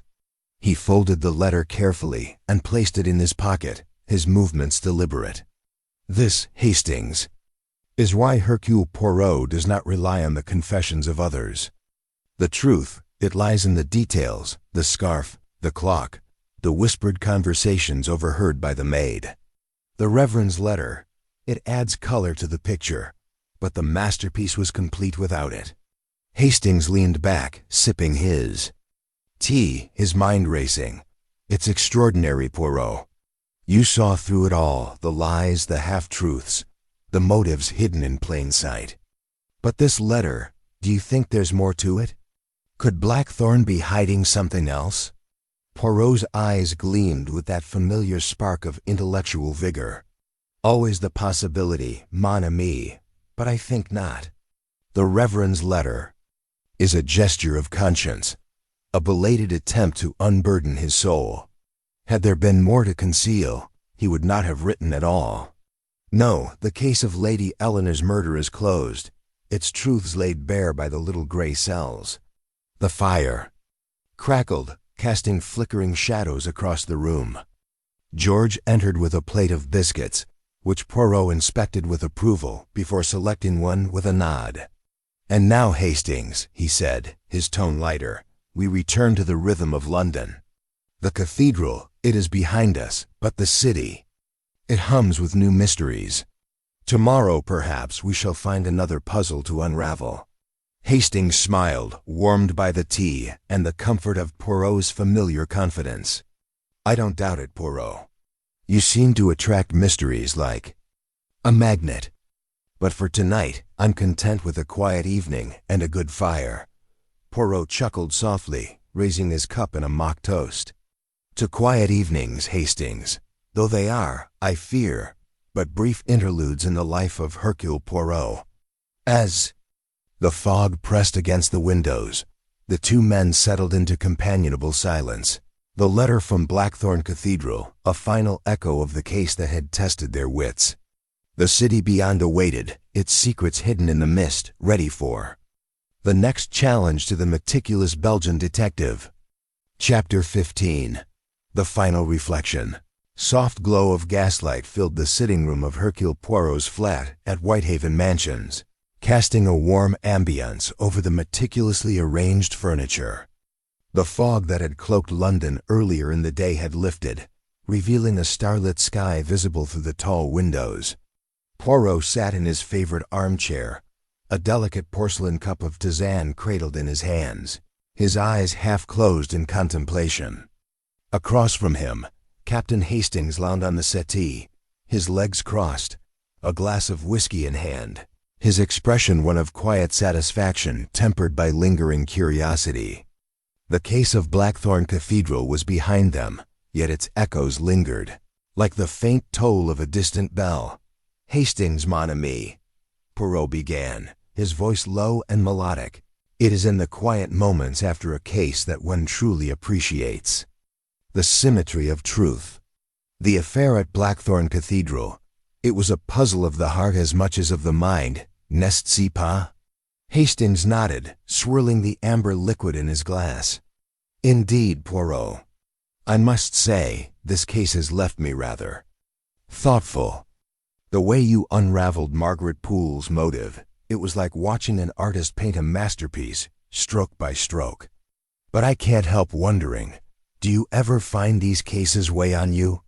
The tragedy of it all, I mean." Poirot's mustache twitched, and he set his cup down with deliberate care, his fingers brushing the saucer to ensure its perfect alignment. "Weigh on me, Hastings. Not in the way you mean. The tragedy, it is the canvas upon which the truth is painted. Without it, there would be no mystery, no challenge for the little gray cells. But I confess there is a certain melancholy in seeing the human soul laid bare, its passions and pains exposed." He leaned back, his gaze drifting to the fire, which crackled softly in the hearth. "Consider Margaret Poole," he continued. "A woman of humble station, yet driven by a wound so deep it consumed her. Her mother's disgrace, her own invisibility in the shadow of the Grayson family, these were the sparks that ignited her. Crime. And yet, in her act of vengeance, she sought not only retribution, but redemption. A way to honor her mother's memory. It is a paradox, Hastings, that the heart can be so cruel and so noble at once."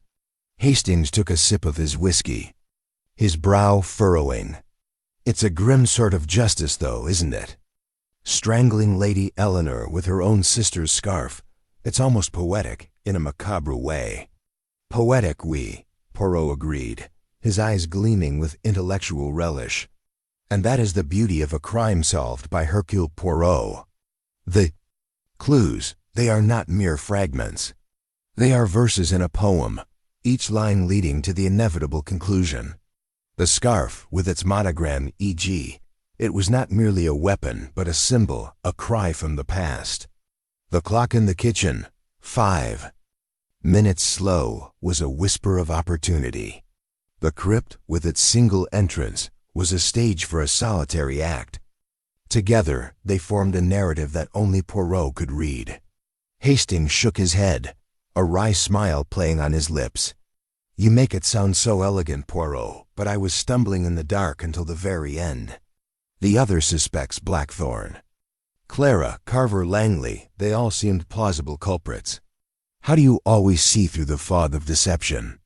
Poirot's smile was enigmatic, his fingers steepled before him. "It is the method, Hastings, always the method. The mind, it must be orderly, precise. I observe the details, the glance that betrays, the gesture that reveals. I listen to the silences as much as the words. Each suspect, they carried their own secrets, but only Margaret's secret was tied to the act itself. The Reverend Blackthorne's financial indiscretions, Clara Henshaw's unrequited love, Dr. Carver's affair, Edward Langley's ambition, these were distractions, red herrings that clouded the truth. But to Poirot, the truth is always clear, provided one looks with the eyes of logic." He paused, his gaze softening as he regarded his friend. "And you, Hastings, you play your part admirably. Your questions, your doubts, they sharpen my focus like a whetstone to a blade. Without you, the little gray cells would lack their spark." Hastings flushed, both pleased and embarrassed by the compliment. "Well, I'm glad to be of some use, Poirot, though I'll never quite understand how you do it. That letter from Blackthorne, for instance, knowing Margaret's parentage and keeping it secret. It's a heavy burden to carry." The letter," Poirot said, his tone thoughtful. "It was a final piece of the puzzle, though not essential to its solution. The Reverend, he chose silence to protect his cathedral, but in doing so, he allowed a wound to fester. It is a lesson, Hastings, that secrets, they have a way of demanding their due. Had he spoken sooner, perhaps Margaret's pain might have found another outlet. But such is the way of human nature, it guards its truths too closely until they burst forth in tragedy." The firelight danced across Poirot's face, highlighting the sharp lines of his features. He reached for his tisane, taking a sip before continuing. "And yet, Hastings, there is a satisfaction in this work. To bring order to chaos, to illuminate the shadows with the light of reason. This is the calling of Hercule Poirot. The cathedral, with its ancient stones and hidden sins, is at peace now, its secrets laid bare. And we return to London, to the rhythm of life, ready for the next challenge." Hastings raised his glass, a grin spreading across his face. "To the next challenge, then, Poirot. Though I hope it's a bit less grim than this one." Poirot chuckled, a rare sound that warmed the room. "Grim or not, mon ami, the little gray cells are always prepared. But for tonight, let us enjoy the calm. A good fire, a fine whiskey for you, and a tisane for Poirot. These are the rewards of a case well solved." As the clock on the mantel struck 9, the two men fell into a companionable silence, the weight of the Blackthorne Cathedral case settling into memory. Outside, the city hummed with its endless secrets, but within the walls of Whitehaven Mansions, all was order and calm. Hercule Poirot, the meticulous Belgian detective, had once again triumphed, his logic unerring, his insight unparalleled. And as the fire burned low, casting long shadows across the room, the promise of new mysteries lingered, waiting to be unraveled by the master of the little gray cells.